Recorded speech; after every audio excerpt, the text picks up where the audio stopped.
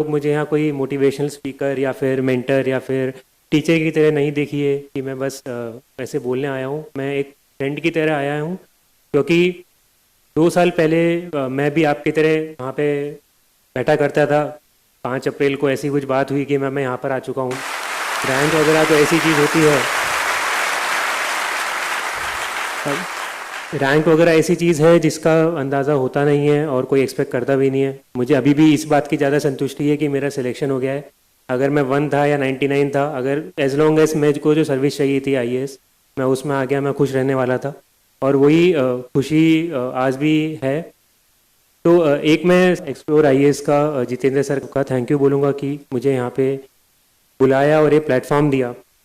और आप सब इलाहाबाद वासी, पहली बार ये मैं यूपी में आया हूँ, पहली बार इलाहाबाद आया हूँ। और सबसे पहले आप सबका शुक्रिया कहना चाहूँगा कि इतना आदर सम्मान आप लोग मुझे दे रहे हैं।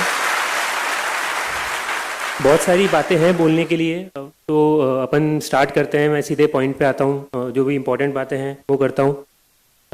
एक मैं ये बोलूँगा कि 2 साल पहले जब मैंने स्टार्ट करा था, मैं एक सीनियर से मिलने गया था दिल्ली में। उनसे मैं मिलने गया, कुछ डाउट्स पूछने थे। प्रीलिम्स का 1 महीना बचा होगा उनका, वो मेरे से बात करने आए। उन्होंने मुझसे पूछा कि बताओ क्या बात करनी है। तो मैं ऐसे जनरल गाइडेंस लेने लग गया कि सर कैसे स्टार्ट करते हैं, ये क्या करते हैं। तो उन्होंने मुझे बहुत सिंपल बात बोली कि तुमने कभी किसी का ब्लॉग पढ़ा? इतने सारे टॉपर्स ने ऑनलाइन लिख रखा है, या इतने सारे लोगों ने ऑलरेडी इतनी बातें बोल रखी हैं, वो तुमने पढ़ी हैं? मैंने बोला नहीं सर। तो उन्होंने बोला कि नहीं, पहले जाओ वो पढ़ कर आओ, उसके बाद में जो डाउट्स हैं वो तुम मुझसे आगे पूछोगे तो तुम डाउट्स भी अच्छे पूछोगे और मैं जवाब भी अच्छे दे पाऊंगा। तुम्हारा भी टाइम बचेगा, मेरा भी टाइम बचेगा। तो उस वक्त मेरे को वो बात थोड़ी अखरी कि यार इन्होंने तो मेरे को कुछ बिना बताए यहाँ से भेज दिया। कि मैं जिस इंटेंशन से गया था, जो मेरा मोटिव था कि यार कुछ तो पता चलेगा, वो उन्होंने बताया नहीं। तो उन टीचर की, उन सर की, सीनियर की बात मेरे को आज वो पता चलती है। और वो बात मैं बोलूँगा कि सबसे पहली वो टिप थी मेरी यूपीएससी को रिलेटेड। और वो टिप आज मुझे पता चलता है कितनी ज़्यादा इम्पोर्टेंट टिप है कि आप सबको भी वो चीज़ करनी पड़ेगी, आप सबको भी वो काम करना पड़ेगा। मैं यहाँ पे आके 10 बातें बोल सकता हूँ, मैं यहाँ पे आके 50 बातें बोल सकता हूँ, बट एज लॉन्ग एज आप वो चीज़ें नहीं समझते हैं, आप खुद से उसके ऊपर विचार नहीं करते हैं, वो सब आपके कान पे पड़ेंगी, निकल जाएंगी। मैं भी यहाँ पर आया हूँ, तो अगर आप सब लोग यहाँ पर इस हॉल के अंदर हैं या जो भी वीडियोस पे देख रहे हैं, आप सब किसी पर्टिकुलर रीज़न से यहाँ पर आए हैं, कोई कारण है आपका यहाँ पे होने का, तो कोशिश करिए कि वो चीज़ आप समझ पाएँ। आप यहाँ पे कोई मूवी देखने नहीं आए कि हॉल में जाके 1-2 घंटे बैठ के मूवी देख के आ गए। यहाँ पे या कहीं पे भी इन जनरल लाइफ में ज्ञान बहुत जगह मिलता रहता है, ज्ञान बहुत सारे लोग बोलते हैं। वो कौन सा ज्ञान आपके काम का है, उसको कैसे पिक करना है, उसको कैसे अपनी ज़िंदगी में अप्लाई करना है, वो आपकी रिस्पॉन्सिबिलिटी है। तो इसलिए आराम से सुनिए जो भी मैं बोल रहा हूँ, कोशिश करिए क्या आप पे अप्लाई होती है, क्या आप पे रिलेवेंट है। मैं ये नहीं बोलूँगा कि मैंने जो भी बात बोली सब सत्य है। मेरा एग्ज़ाम एक बार में क्लियर हो गया तो मैंने जितनी गलतियाँ करी होंगी वो हाइड हो चुकी हैं, किसी को पता नहीं चला मैंने क्या गलतियाँ करी हैं। 4 अप्रैल तक मैं जो भी करता था, जो भी सोचता था, वो मेरी खुद की थिंकिंग थी, वो मेरा खुद का पढ़ने का तरीका था। फिर वो रिजल्ट आया तो अब सब कोई उसको जानने लगा, सब उसको सही मानने लगा कि यही सही तरीका है।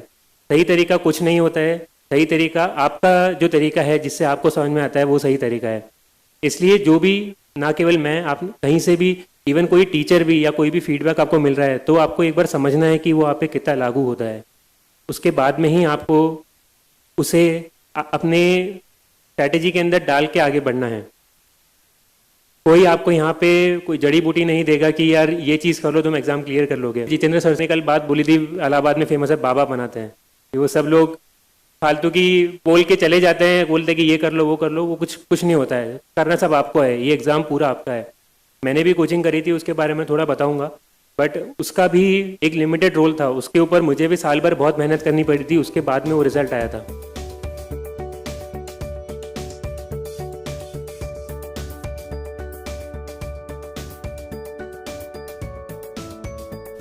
सबसे पहले मैं एक बता देता हूँ कि थोड़ा मेरी लाइफ के बारे में बता देता हूँ। मैंने 2010 में आईआईटी का एग्ज़ाम दिया था। स्कूलिंग मेरी कोटा में हुई थी एंड बचपन से मुझे साइंस बैकग्राउंड में ज़्यादा इंटरेस्ट था। सोशल साइंस, अपनी सिविक्स, ज्योग्राफी, हिस्ट्री, इन सब में बिल्कुल भी इंटरेस्ट नहीं आता था।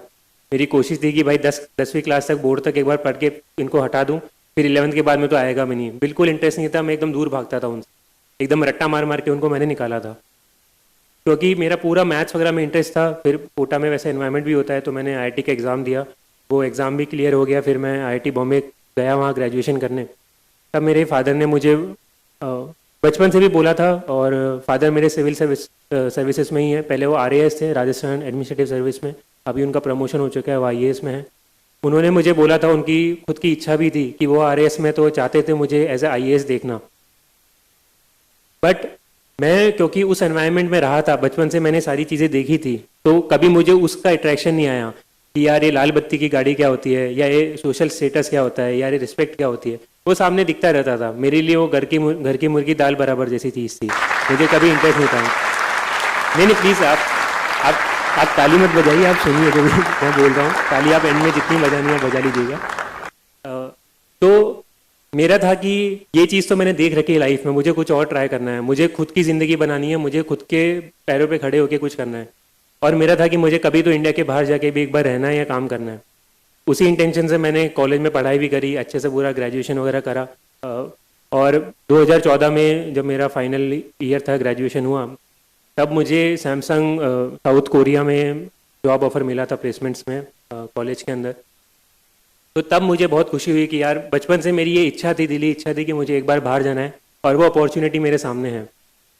फिर मेरे फादर ने तब एक बार फिर से बोला कि तुम अभी ग्रेजुएशन कर चुके हो, तुम एलिजिबल हो चुके हो यूपीएससी लिखने के लिए, एक बार कोशिश करो। क्योंकि उन्हें पता था कि मेरे अंदर कितना पोटेंशियल है, मुझे खुद को लगता था कि यार ठीक है, एप्टीट्यूड वगैरह ठीक है, जनरल साइंस मेरे बस की बात नहीं है, मैं कभी न्यूज़पेपर भी नहीं पढ़ता था, कि ये मुझसे कभी नहीं हो सकता। तो मैंने उनको मना करा कि नहीं है। उन्होंने फिर एकदम मेरे से बिना पूछे मेरा फॉर्म भर दिया। 24 अगस्त को एग्ज़ाम था, 23 अगस्त की रात को उन्होंने बताया कि ये लो तुम्हारा एडमिट कार्ड, कल सुबह जाके एग्ज़ाम लिख कर आना। मैंने बोला अगले हफ्ते 10-15 दिन के बाद में मेरी फ़्लाइट थी, मैंने बोला कि नहीं मैं तो जा रहा हूँ, जॉब है। बोला कि ठीक है चले जाओ जॉब पे, मैं फोर्स नहीं कर रहा, बस मेरा मन रखने के लिए एक बार ये एग्ज़ाम जाके दे दो। और नहीं वो तो होना तो है वैसे भी नहीं है, क्योंकि तुमने तैयारी करी नहीं है, पर पता तो चल जाएगा, क्या पता तुम्हारा कभी बाद में मन बन जाए। मैंने बोला कि नहीं, पहले तो मना करा, फिर उन्होंने दीदी से थोड़ी मिली भगत कर ली थी, उसका भी फॉर्म भर दिया, बोला देखो इसको भी भेज रहा हूँ, ये भी जा रही है, तो तुम भी चले जाओ। तो मैंने बोला कि अब ठीक है, घर पे बैठा हूँ, क्या कर रहा हूँ, संडे है, चले जाऊँगा, कोई बात नहीं। अब मैं वहाँ पर गया, मैंने पेपर खोल के देखा और मुझे कुछ नहीं आया उसके अंदर, पूरा जो पेपर 1 होता है जीएस का। तो होता ये था कि उसके पहले हमेशा GS1 और GS2 जो 2 पेपर होते हैं प्रीलिम्स के, उसके अंदर GS और CSAT वाला दोनों के नंबर जुड़ते थे, और कट ऑफ इंजीनियर्स को फ़ायदा होता था कि वो सेकंड पेपर में ज़्यादा मार्क्स लेके GS थोड़ा बैलेंस करके 50-60 नंबर लाके वो प्री क्वालिफाई कर लेते थे। तो मेरे फादर को भी ये वाली चीज़ पता थी, उनको ये नहीं पता था कि वो पैटर्न चेंज हो चुका, उसी साल से चेंज हुआ था। तो उन्होंने मेरे को भेज दिया कि अरे तुम्हारा हो जाएगा, तो इसके अंदर जितना मैक्सिमम ला सकते हो लाओ, उसके अंदर काम निकाल लेना। अब गया, अब उसके अंदर तो CSAT वाला तो वैसे ही क्वालिफाइंग हो चुका है, कुछ काम का है भी नहीं, और GS वाला था, उसके अंदर मेरा डब्बा गोल। मैं पेपर खोल के बैठा, मुझे कुछ आता नहीं है। मैंने सोचा कि चलो कुछ एलिमिनेशन करके आ जाएंगे। पहली बार मैंने उसके 5 साल पहले IIT का एग्ज़ाम दिया था, वहाँ पे तो एलिमिनेशन तो फिर भी हो सकता था कि चलो नहीं आया तो कुछ उल्टा तिगड़म बिठा के सवाल कर सकते हैं मैथ्स के, फिजिक्स के। यहाँ पे तो कुछ तगड़म ही नहीं बैठती है, हमेशा 2 ऑप्शन तो फंसते ही फंसते हैं। B और C एलिमिनेट कर दिए तो A और D में तो तुक्का मारना ही पड़ेगा, बिना कॉन्फिडेंट मैं कर ही नहीं सकता हूँ। और ये आप सबको पता है, फिल्म्स के अंदर 70-75% क्वेश्चन ऐसे ही होते हैं कि बहुत ही कम स्टूडेंट्स कॉन्फिडेंटली कर पाते हैं, उन्हें कहीं ना कहीं तो गेस करना पड़ता है। तब तो मेरा कोई बेस भी नहीं था, कुछ कंसेप्ट भी नहीं थे, और न्यूज़पेपर मैंने पढ़ा हुआ नहीं था। तो मैं जाकर एग्ज़ाम में 15 मिनट मैंने करा, कुछ नहीं हुआ। फिर मैं उठ के टीचर को बोलने लगा कि ma'am I want to go, मेरे ये हो गया मेरा पेपर। उन्होंने बोला कि नहीं, यू हैव टू सिट, आपको बैठना पड़ेगा पूरा 2 घंटा। अब मैंने सोचा क्या करूँ, मैं जाके वहाँ पे हेड डाउन करके सो गया, क्योंकि एग्ज़ाम तो मेरे को कुछ आता नहीं था। फिर मैं घंटे 1.25 घंटे के बाद में उठा, देखा कि बाकी बच्चे कुछ कर रहे थे। मैंने बोला कि चलो अपन भी थोड़ा कर लेते हैं, थोड़ा अपन तुक्केबाजी तो भिड़ा लेते हैं कि क्या होगा, ज़्यादा से ज़्यादा नेगेटिव आएंगे, पर एग्ज़ाम तो अपन को क्लियर करना नहीं है। तो मैंने कुछ तुक्केबाजी करी और पेपर में देकर आ गया, घर पे आराम करा, पापा को बोल दिया कि जो होगा मुझे तो मतलब का भी नहीं है, बताना भी मत कि कितने मार्क्स से क्या रिजल्ट था। फिर उसके कुछ 7-8 में तो आराम से जॉब करने चले गया। 7-8 महीने बाद उनका फ़ोन आया कि ऐसे ऐसे हुआ है, तुम्हारा होना तो था नहीं, तो हुआ भी नहीं, और कितने मार्क्स तुम्हारे CSAT में कुछ बहुत अच्छे नंबर आए हैं, क्योंकि वो मेरा स्ट्रॉन्ग था, और GS में होंगे सिंगल डिजिट या कुछ 10-15-20 नंबर से ऊपर नंबर नहीं होंगे मैं 200 के अंदर से। तो देख के पता चल गया कि अपने बस की बात नहीं है यूपीएससी, खासकर जीएस, क्योंकि मेरा कभी स्ट्रांग था ही नहीं। फिर मैंने बाहर, जो मेरा इंटेंशन था कि बाहर नौकरी करी, कभी बीच में यूपीएससी के लिए सोचा भी नहीं, क्योंकि मेरा था कि अभी नौकरी मिली, इसमें अच्छे से करना है, मुझे ध्यान भी अपना कहीं और बांटना नहीं है। तो मैंने अपना सारा जॉब करी 1.5 साल, फिर कुछ चीज़ें ऐसी हुई वहाँ पे काम पसंद नहीं आया, फिर मैंने सोचा कि इंडिया मूव करके काम करते हैं। और बाहर रहना भी मेरे को इतना पसंद नहीं आया, इंडिया की जो लाइफ मेरे को बेटर लगती थी, तो फिर मैं शिफ्ट करके बैंगलोर आ गया। बैंगलोर के अंदर मैंने जॉब करी, और जॉब करते वक्त बैंगलोर में कुछ 7-8 महीने जब निकले होंगे, दिवाली का टाइम था 2016 का, मैं 2016 मार्च में इंडिया आ गया था। तो जब अक्टूबर नवंबर का टाइम आया, तब तक आते आते जो नेचुरल चीज़ है कि जैसे जैसे एज बढ़ती जाती है, वो थोड़ी लाइफ में सीरियसनेस भी होती है। कब हम हमेशा मजाक नहीं कर सकते हैं कि आज मस्ती कर ली, कल कोई मूवी देखने चले गए, परसों गेम खेलने चले गए, फिर वीडियो गेम खेल रहे हैं, ये हमेशा नहीं कर सकते, कहीं तो लाइफ में सीरियस होना पड़ता है। तो उस वक्त था जब मैंने सोचना विचारना शुरू करा। और वहाँ बैंगलोर का ट्रैफिक भी ऐसा था कि आधा आधा पौन पौन घंटा मैं कैब में बैठा रहता था ऑफिस जाने के लिए, तो और कुछ काम था भी नहीं, तो मैं बैठे बैठे यही सोचता था कि मैं क्या कर रहा हूँ, मुझे क्या करना है। तब मेरे दिमाग में ये सब ख्याल आने लगे कि मेरी जो बाहर लाइफ थी वर्सेस जो मेरी बैंगलोर में लाइफ है, जो मेरी इंडिया में लाइफ है, उसमें बहुत सारा अंतर है, बहुत सारे इश्यूज हैं। और जो वहाँ पे जिस तरह की ईज़ ऑफ लिविंग थी कि बड़े आराम से चीज़ें हो रही है, कुछ सोचना ही नहीं पड़ रहा है, वैसी ज़िंदगी यहाँ पे नहीं है, और मैं चाहूँगा कि वैसी ज़िंदगी यहाँ पे होनी चाहिए। तो जैसे बैंगलोर का ट्रैफिक का मैंने बताया, तो ट्रैफिक का देख के लगता था कि यार ये ट्रैफिक में ये ऐसे क्यों कर रखा है, ये थोड़ा ऐसे कर सकते हैं तो ये निकल जाएगा, ये तो बहुत कॉमन सेंस की चीज़ है। ये एक बस स्टैंड है, वो उन्होंने एक ब्रिज है उसके बीच में बस स्टैंड बना रखा है, तो बसेस वहाँ पे रुक के तो ट्रैफिक जाम होना ही है, तो सबको लगता था। ये वाटर स्केर्सिटी है, पानी की कमी बैंगलोर में बहुत तेज़ी से होती जा रही है, अभी भी इशू चल ही रहे हैं। तो तब से मुझे लगता था कि यार ये सारे चैलेंजेस हैं, और अगर मैं बाहर बैठे बैठे, अगर मैं इंडिया में रह रहा हूँ और अगर मैं इनको बस क्रिटिसाइज़ कर रहा हूँ कि ये क्या है, ये गंदा है, बाहर अच्छा था, तो मैं मतलब इतना मेरे को इधर मिला है, मैंने सब कुछ पढ़ाई करी है, तो मैं उसके साथ ही अलग गलत चीज़ कर रहा हूँ। तो अगर उनको इम्प्रूव करना है तो वो मैं बाहर से कोस नहीं सकता हूँ, मुझे खुद को जाके चेंज करना पड़ेगा। तब मैंने थोड़ा सोचना स्टार्ट करा। फिर वो पहले से दिमाग में यूपीएससी वाला तो एक्सपीरियंस था ही, पता था कि जॉब कैसे होती है, क्या क्या अपॉर्चुनिटीज़ होती हैं, कौन कौन से सेक्टर्स होते हैं। मेरे फादर, मेरे ताऊ जी भी सिविल सर्विसेज में ही हैं, और फादर के कुछ सीनियर्स हैं, वो बचपन से 1-2 बार मैं मिला हुआ था उनसे, तो मुझे आइडिया था थोड़ा बहुत कि यहाँ पर मैं आऊँगा तो कुछ तो सेटिस्फाइंग मिलेगा। एट द सेम टाइम मैं बैंगलोर में जो जॉब कर रहा था, वहाँ पे मैं 8 to 8, 9 to 9, 10-12 घंटे दिन के मेरे उसमें जाते थे। महीने के एंड में मेरी सैलरी आती थी, काफ़ी अच्छी सैलरी थी, बट उसको ना मैं कहीं यूज़ करता था, ना उससे मुझे सेटिस्फैक्शन मिलता था कि यार मैं कुछ अच्छा इंप्रूव कर पा रहा हूँ, या कुछ भी अच्छी चीज़ हो रही है उससे, बस से मेरा फ़ायदा हो रहा है। और मेरा फ़ायदा भी वो केवल मॉनिटरी फ़ायदा है कि मैं आज जाके अगर मैं मान लो 1000 रुपये की शर्ट खरीदता हूँ, तो मैं कल जाके 5000 की शर्ट खरीद लूँगा, उसके ऊपर तो मैं खर्च कर भी नहीं सकता हूँ। तो मुझे लगने लगा, फिर मैंने घर पे बात करी, अपने फादर से बात करी, बीच में यूएस वगैरह का ऑप्शन भी है कि मैं यूएस भी शिफ्ट कर सकता हूँ, वहाँ पे पढ़ाई की भी अपॉर्चुनिटी मिली। बट फिर बीच में मेरे ऑफिस वालों ने मेरे को महीना 2 महीने वहाँ पे भी भेजा, तब मुझे वहाँ की भी लाइफ दिखी, मुझे पता चल गया कि नहीं, कोरिया भी पसंद नहीं आया, यूएस भी पसंद नहीं आया, मतलब अपन को बाहर रहना पसंद नहीं है, अपने लिए इंडिया सही जगह, अपन को इंडिया में रह के ही कुछ अच्छा करना। इसलिए फिर मैं सोचने लगा कि यूएस का तो मैंने ऑप्शन कैंसिल कर दिया और घर पे बात करने लगा। तो मैंने 5-6 महीने लगाए, बार बार हर महीने मैं घर जाता था, पूछता था, बात करता था जितने लोगों से हो सके, तो खासकर वो भी केवल घर के अंदर, और 1 से 1 या 2 लोग, ऐसा भी नहीं कि मैंने 10 जनों को या दोस्तों को भी बता दिया कि मैं ये सोच रहा हूँ, क्योंकि बहुत सारी ओपिनियन आती है, जो वो सब अपन को जो सोचना होता है, अपन को करना होता है, वो उनसे इन्फ्लुएंस होती है। अल्टीमेटली जो आपको अंदर से चाहिए वो आपको ही पता है, या ज़्यादा से ज़्यादा जो आपके क्लोज वंस है, आपकी फैमिली है, वही आपको बता सकते हैं, वही लोग हैं जो आपको सही एडवाइस देंगे, बाकी तो उनके हिसाब से जो सही है वो बताते हैं। इसलिए मैंने सोचा कि इन्हीं लोगों से पूछता हूँ। फिर सोच समझ के मैंने डिसाइड करा, बताया कि सब जगह पॉजिटिव नेगेटिव होते हैं, कि तुम सिविल सर्विसेज में भी आओगे तो ऐसा नहीं है सब कुछ अच्छा होगा, इश्यूज़ होंगे, लोगों को ट्रांसफ़र का बहुत टेंशन रहता है, कहाँ ट्रांसफ़र कर देंगे, या लोगों को पॉलिटिकल इंटरफेरेंस का डर रहता है, बहुत सारी चीज़ें होती हैं। वही मैंने बात करी तो उन्होंने बताया कि हर जगह पॉजिटिव्स नेगेटिव्स होते हैं, सिविल सर्विसेज में ज़रूरी नहीं है कि सब कुछ अच्छा होगा, ज़रूरी नहीं है सब कुछ गंदा होगा। अगर तुम जहाँ सेटिस्फेक्शन लेना चाहते हो, जो काम करके तुम अच्छा काम करना चाहते हो, वो ज़रूर यहाँ पे मिलेगा। ये मैंने 3-4-5-10 लोगों से पूछ लिया था, सुन लिया था, तो इसका मुझे पता था कि अगर मैं अच्छा ही ढूंढूंगा तो मेरे को अच्छा ही मिल जाएगी, बट अगर मैं केवल बुराई ढूंढूंगा उस चीज़ के अंदर तो मेरे को बुराई भी मिल जाएगी। और अगर मैं प्राइवेट जॉब कंटिन्यू करता हूँ तो वहाँ पे भी है कि ठीक है, मेरे को अच्छी सैलरी मिल रही है, सब कुछ बढ़िया है, मैं अच्छी लाइफ जी सकता हूँ, मैं महंगी कार खरीद ली, ये कर लिया, जो करना है मैं कर सकता हूँ। But at the same time जो सेटिस्फेक्शन है कि मैं कुछ अच्छा काम कर रहा हूँ, वो वहाँ पे नहीं मिलता है। या मैं बैंगलोर में हूँ, वहाँ पे ट्रैफिक में फंस रहा हूँ, तो पता है कि वो भी नेगेटिव ही हुआ उस जॉब का। तो मुझे अ, वो मैंने जब कंपेयर करा दोनों चीज़ों को, तब मैंने सोचा नहीं, सिविल सर्विसेज का एग्ज़ाम देंगे। फिर मैंने मेरी जॉब छोड़ी, मई 2017 में मैंने मेरी जॉब छोड़ी थी। उसके बाद में मैंने मेरी प्रिपरेशन स्टार्ट करी। ये एग्ज़ाम मेरा 1 साल का या मेरा 1.5 साल का टाइमलाइन था। तो अब लोग बोलने में बोल सकते हैं कि ठीक है मेरे 2 अटेम्प्ट थे, बट मैं इसको पर्सनली फर्स्ट अटेम्प्ट ही काउंट करता हूँ, क्योंकि पहला अटेम्प्ट तो था कि मेरे को एग्ज़ाम के एक दिन पहले पता चला कि मुझे कल जाके एग्ज़ाम लिख कर आना है। और मैं इसको as a time period count करता हूँ। कोई मेरे से पूछेगा तो मैं बोलूँगा मैंने ज़िंदगी के 1.5 साल 2 साल डाले यूपीएससी क्लियर करने के लिए, और वो लगते ही हैं। वो सबके ही उतने मिनिमम तो इतना अमाउंट डालना पड़ेगा आपको। तो ये मेरी टाइमलाइन थी जो मैंने बताई आपको। अब इसमें आप नोट करेंगे तो सबसे पहले मैंने सबसे बल्क में जो टाइम बताया वो क्या था, मेरा यूपीएससी में आने का जो थॉट प्रोसेस, जो मैंने स्टार्टिंग के तैयारी शुरू करने के पहले 5-6 महीने डाल दिए सोचने में कि मुझे एग्ज़ाम देना है, क्यों देना है, क्या फ़ायदे हैं, क्या नुकसान है, करना है नहीं करना है। सबसे पहले मैंने वो वाला काम करा। मैं आप सबको ये चीज़ इसलिए बता रहा हूँ, ये मेरा रीज़न था, इससे आप लोगों का कोई लेना देना नहीं है। काफ़ी लोगों ने पूछा इसलिए मैंने बता दिया।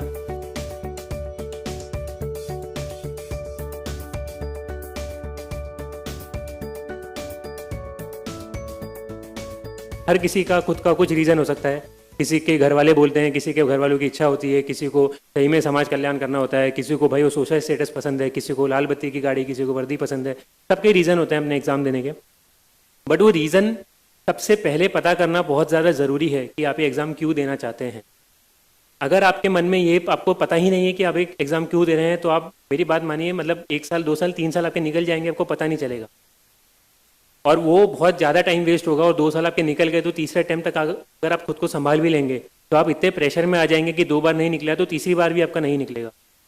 और अगर आप कोई इंटरव्यू तक अगर गया हुआ है, कोई रिपीट अगर कर रहा है, या जिसने थोड़ा भी अंदाज़ा लगाया होगा, इंटरव्यू का सबसे पहला कोई भी क्वेश्चन प्रिपेयर करता है तो यही होता है, वाई सिविल सर्विसेज, आप एग्ज़ाम क्यों देना चाहते हैं, आप इस सर्विस में क्यों आना चाहते हैं। तो एनीवेज जब भी आप पढ़ाई करेंगे, अगर आपका प्री मेंस क्लियर हो भी गया तो उसके बाद में पहला काम ही आप ये करने वाले हैं कि आप ये पता लगाएंगे कि मेरे को एग्ज़ाम क्यों देना है। तो मैं ये बोलूँगा, आप सबसे पहले पता लगाइए, अपनी तैयारी स्टार्ट करने से पहले पता लगाइए कि आपको ये एग्ज़ाम क्यों देना है। जब तक आपके मन में वो क्लियर नहीं है तब तक आप अच्छे से कर भी नहीं पाएंगे। और अगर आपने पहले क्लियर कर लिया तो आपकी आगे के 2 साल 3 साल बहुत आराम से निकलेंगे, आपको पता भी नहीं चलेगा। बस आपको उसके बारे में मेहनत करनी है। अगर मुझे पता है कि ये मेरा रीज़न है, इस रीज़न से मैं काम करना चाहता हूँ, तो मेहनत करने में जोर भी नहीं आता।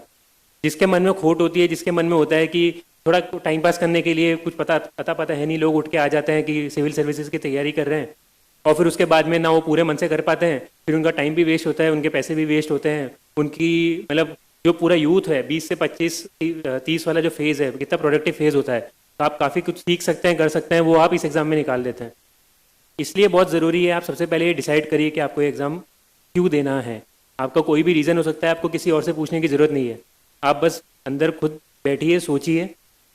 और इसका एक बहुत बड़ा फ़ायदा ये है कि पूरे जो एग्ज़ाम की प्रोसेस है उसके अंदर होते हैं अप्स डाउन्स आते हैं सबको। लगता है कि यार मैं कहाँ आ गया, कहाँ फंस गया, ये क्यों कर रहा हूँ, या मेरे साथ में कॉलेज में दोस्त था, ये तो देखो यहाँ पहुँच गया, मैं यहीं पर एक इधर ये किताब के अंदर लगा हूँ। ऐसे एग्ज़ाम में जिसका कुछ पता ही नहीं है कि भाई प्री क्लियर होगा, नहीं हुआ तो मेंस क्लियर होगा, हुआ तो पता नहीं इंटरव्यू में क्या पूछेंगे। उस वक्त अगर आप बस अपनी आंख बंद करके एक बार सोच लेंगे कि आपने सबसे पहला काम जो करा था, आपने जब सोचा था कि मेरे को एग्ज़ाम क्यों देना है, जैसे ही आपने वो चीज़ सोची, आप सारी नेगेटिव चीज़ें भुला जाएंगे, आप सीधे पॉजिटिव माइंडसेट में आ जाएंगे। बहुत लोगों को होता है कि सर नेगेटिव चीज़ें बहुत आती है माइंड के अंदर, तो डर बहुत लगता है, ये पॉजिटिव अप्रोच बन ही नहीं पा रही है। वो पॉजिटिव अप्रोच बनाने के लिए वो सबसे पहले रीज़न सोचिए कि आप ये क्यों आए हैं। आपको अपने पेरेंट्स का नाम रोशन करना है, उनको आपको सारी ज़िंदगी की सुख सुविधा प्रोवाइड करनी है, तो वो इंटेंशन से आप करिए। पर वो चीज़ जो आपके खुद की पर्सनल है, जो आपका खुद का रीज़न है, वो रीज़न ही आपको इस एग्ज़ाम की जो सारे अप्स और डाउन्स हैं, सारे उतार चढ़ाव से, वही आपको आगे निकाल के लेके जा सकता है। मैं सबसे ज़्यादा इस पर इम्फेसाइज इसलिए कर रहा हूँ, सबसे ज़्यादा जोर इस पर इसलिए डाल रहा हूँ क्योंकि मेरे हिसाब से ये बहुत इंपॉर्टेंट चीज़ है।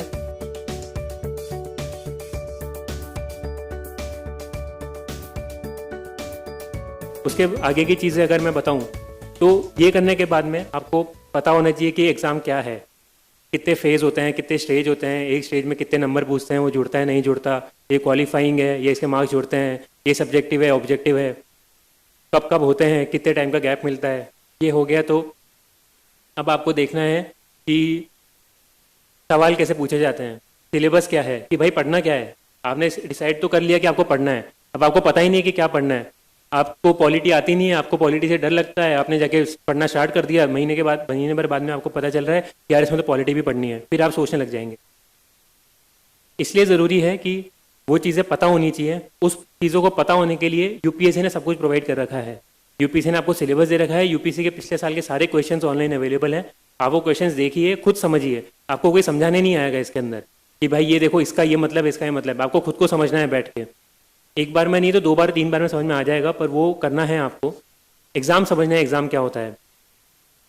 उसके बाद में एक इंपॉर्टेंट चीज़ है, टॉपर्स हैं, सीनियर्स हैं, जो भी हैं, रिलेवेंट लोगों को ढूंढिए कि इन्होंने जो करा है वो मुझे समझ में आ रहा है। मैं यहाँ पे अपनी स्ट्रैटेजी पूरी बताने लग जाऊंगा तो हो सकता है केवल 10% लोगों को समझ में आए जो मेरे से रिलेट कर सकते हैं, जो मेरी बातों को समझ सकते हैं कि अच्छा ये इस बैकग्राउंड से आए, इन्होंने ये चीज़ यहाँ पे इसलिए करी थी, उसके बाद में इसलिए करी थी। अब मैंने जो करा वो सबके ऊपर लागू नहीं होता है। आपको कुछ ऐसे लोगों को देखना पड़ेगा, आपका ऑप्शनल का हो गया, आपके कॉलेज का हो गया, या आपका कोई दोस्त हो गया जो आपकी बातों को समझ सके, आपको अंदर से जानता हो। अगर मेरे सामने कोई बच्चा आया जो मैथ्स में वीक है और उसका मैं मैथ्स के ऑप्शनल की बढ़ाई कर दूं, ये तो मैथ्स ऑप्शनल ले, तो मैं उसके साथ नाइंसाफी कर रहा हूँ, मैं उसका टाइम वेस्ट कर रहा हूँ, मैं उसका करियर खराब कर रहा हूँ। इसलिए इंपॉर्टेंट है कि वो सही इंसान पकड़ना है, वो सही सोर्स पकड़ना है। कोई नहीं मिल रहा तो टीचर्स होते हैं, टीचर से आप पूछिए, वो लोग आपकी हेल्प करेंगे, वो आपकी प्रॉब्लम समझ के आपको बताएंगे। बट सही guidance is very very important, वही आपको आगे आपकी मदद कर सकती है। ऐसे आप कहीं और जाके कहीं से नोट्स उठा के पब्लिसिटी के थ्रू किसी की कुछ चीज़ मिल गई उससे आप पढ़ने लग गए, उसकी कोई गारंटी नहीं है कि वो आपको उससे आपका काम निकल जाएगा। तो आप हो सकता है तो देखिए, थोड़ा पढ़िए कि लोगों ने कैसे करा, क्या स्टार्ट करा, कैसे पढ़ना स्टार्ट करा, क्या बुक लिस्ट थी, क्या था, थोड़ा अंदाज़ा लगाइए। हो सकता है जिन्होंने अभी प्रिपरेशन स्टार्ट करी होगी उन लोगों को समझ में ही नहीं आएगा कि यार ये क्या बोल रहे हैं, मुझे कुछ पल्ले नहीं पड़ रहा, कि ये मेरे काम की चीज़ नहीं है। बट मैं ये चीज़ इसलिए करने को बोल रहा हूँ क्योंकि अगर आपने उनको पहले कर लिया तो आपके मन में को बैठ गया कि अच्छा ऐसी चीज़ें आगे जाके हो सकती हैं। होगी नहीं होगी वो अलग बात है, आपको समझ में नहीं आए वो अलग बात है, पर आपके मन में वो चीज़ बैठ चुकी है। अगर 5-6 महीने के बाद में आपको कुछ हुआ सिमिलर चीज़ कि समझ में नहीं आ रहा है या डर बैठने लग गया, तो आपको वो ऐसे नहीं लगेगा कि ये मेरे साथ क्या हो रहा है। आप उसमें 3-4-5 दिन लगा नहीं देंगे, आपको सीधे समझ में आ जाएगा अच्छा मैंने ये कहीं पे पढ़ा था, किसी टॉपर ने लिखा था, उनके साथ भी सेम हुआ था, उन्होंने इस चीज़ को ऐसे ऐसे ऐसे ऐसे हैंडल करा था। आप विद इन 1 डे आप वापस से अपनी नॉर्मल स्टडीज़ में रिवर्ट कर सकते हैं। इसलिए वो पता होना ज़रूरी है कि क्या क्या हो सकता है। उसके बाद में बहुत इंपॉर्टेंट चीज़ है कि खुद के बारे में पता होना चाहिए कि आपकी क्या स्ट्रेंथ है, आपकी क्या ताकत है और क्या आपकी कमज़ोरी है। जब तक आपको वो नहीं पता है आप इस एग्ज़ाम में वो कोल्हू के बैल की तरह घूमते रहेंगे, आप ऐसी जगह पे मेहनत करेंगे जिससे आपको कोई रिजल्ट ही नहीं आ रहा है। अगर आपका हिस्ट्री स्ट्रॉन्ग है तो आपको पता होना चाहिए कि अच्छा हिस्ट्री में मेरे नंबर आ सकते हैं, हिस्ट्री समझ में आती है, हिस्ट्री पढ़ सकता हूँ। अगर आपको इकोनॉमिक्स समझ में नहीं आती तो आपको पता है अच्छा इकोनॉमिक्स में मैं थोड़ा वीक हूँ, मुझे एक्स्ट्रा मेहनत करनी पड़ेगी, मुझे एक्स्ट्रा टाइम डालना पड़ेगा। वो चीज़ केवल आपको पता है, वो चीज़ आपके दोस्त को नहीं पता है, वो चीज़ आपके पेरेंट्स को नहीं पता है, वो चीज़ आपके टीचर को नहीं पता है। उनको पता तभी चलती है जब आगे से बताते हैं आप। तो इसलिए पता करिए कि क्या आपकी ताकत है, क्या कमज़ोरी है। वो आपको बहुत आगे जाके सारी स्ट्रैटेजी में वही काम आने वाली है। प्रीलिम्स का एग्जाम देंगे उसमें वही काम आता है, मेंस में आंसर राइटिंग करनी है वही काम आता है, इंटरव्यू देना है वही काम आता है। जब तक आपको पता नहीं कि आप किस में स्ट्रांग है तब तक आप उसमें और अच्छे स्ट्रांग कैसे हो सकते। अगर आपको पता नहीं कि ये मेरी कमज़ोरी है तो आप इसको इंप्रूव कैसे कर सकते। आपको पता चलेगा तभी तो आप एक्स्ट्रा मेहनत करोगे, तभी तो आप 1 घंटे की जगह 2 घंटा डालोगे। इसलिए वो पता होना ज़रूरी है।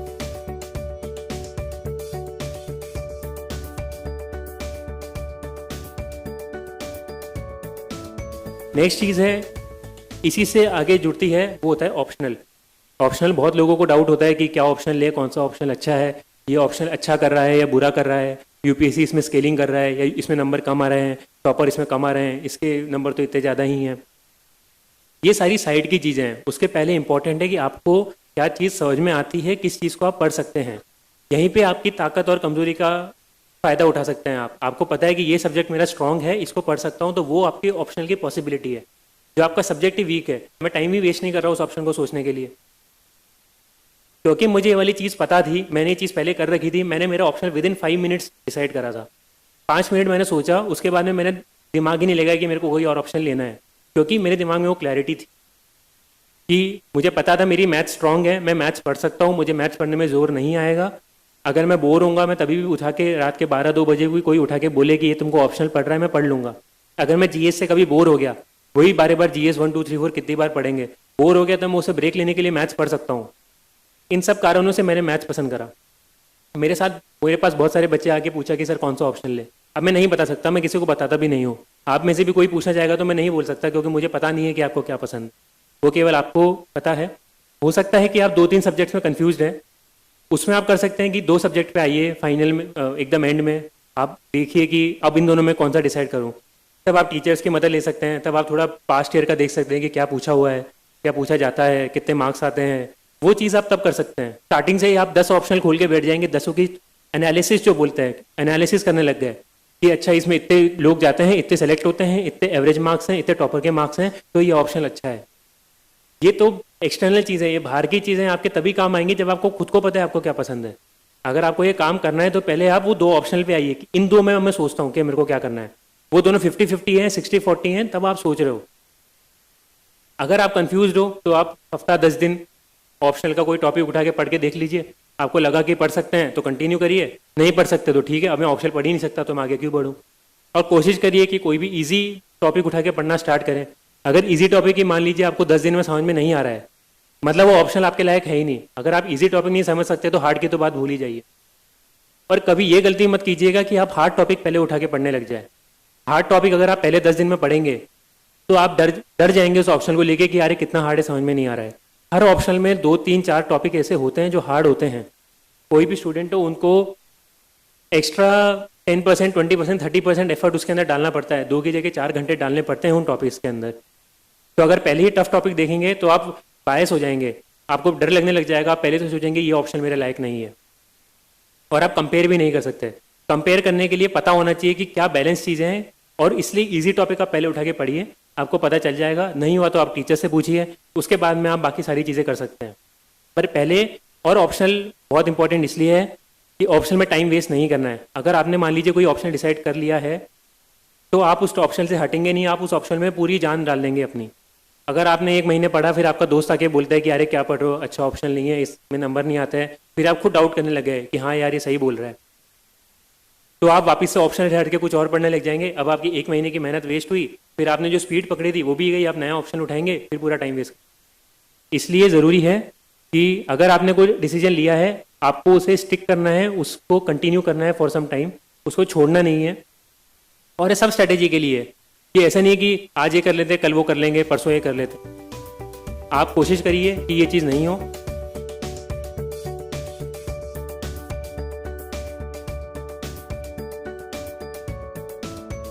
अगर इस एग्ज़ाम की पूरी 1 साल की मैं स्ट्रैटेजी बताऊं तो इस एग्ज़ाम में कोई ऐसे तैयारी नहीं करता कि चलो मैं प्री की तैयारी कर रहा हूं या मैं मेंस की तैयारी कर रहा हूं।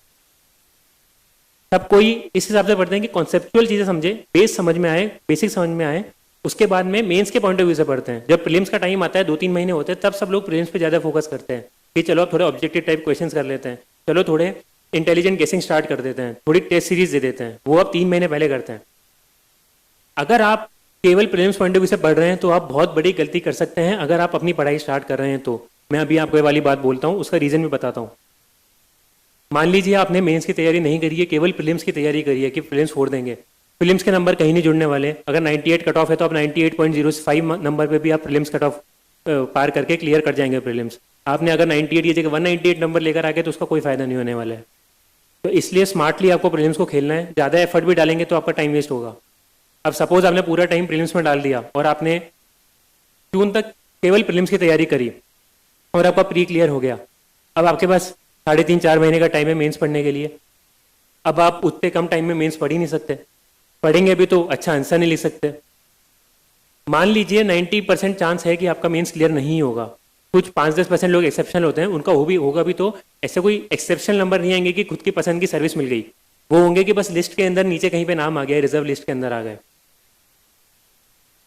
और सपोज आपने ये दे दिया, अपना मेंस भी एग्जाम दे दिया, 3-4 महीने थोड़ा घास काट के जल्दी जल्दी करके आपने अपना तैयारी कर ली, और अब आप वेट कर रहे हैं रिजल्ट का कि मेंस का रिजल्ट देखते हैं क्या पता हो जाए। उम्मीद तो लगा रखी है, उम्मीद सबकी लगी रहती है।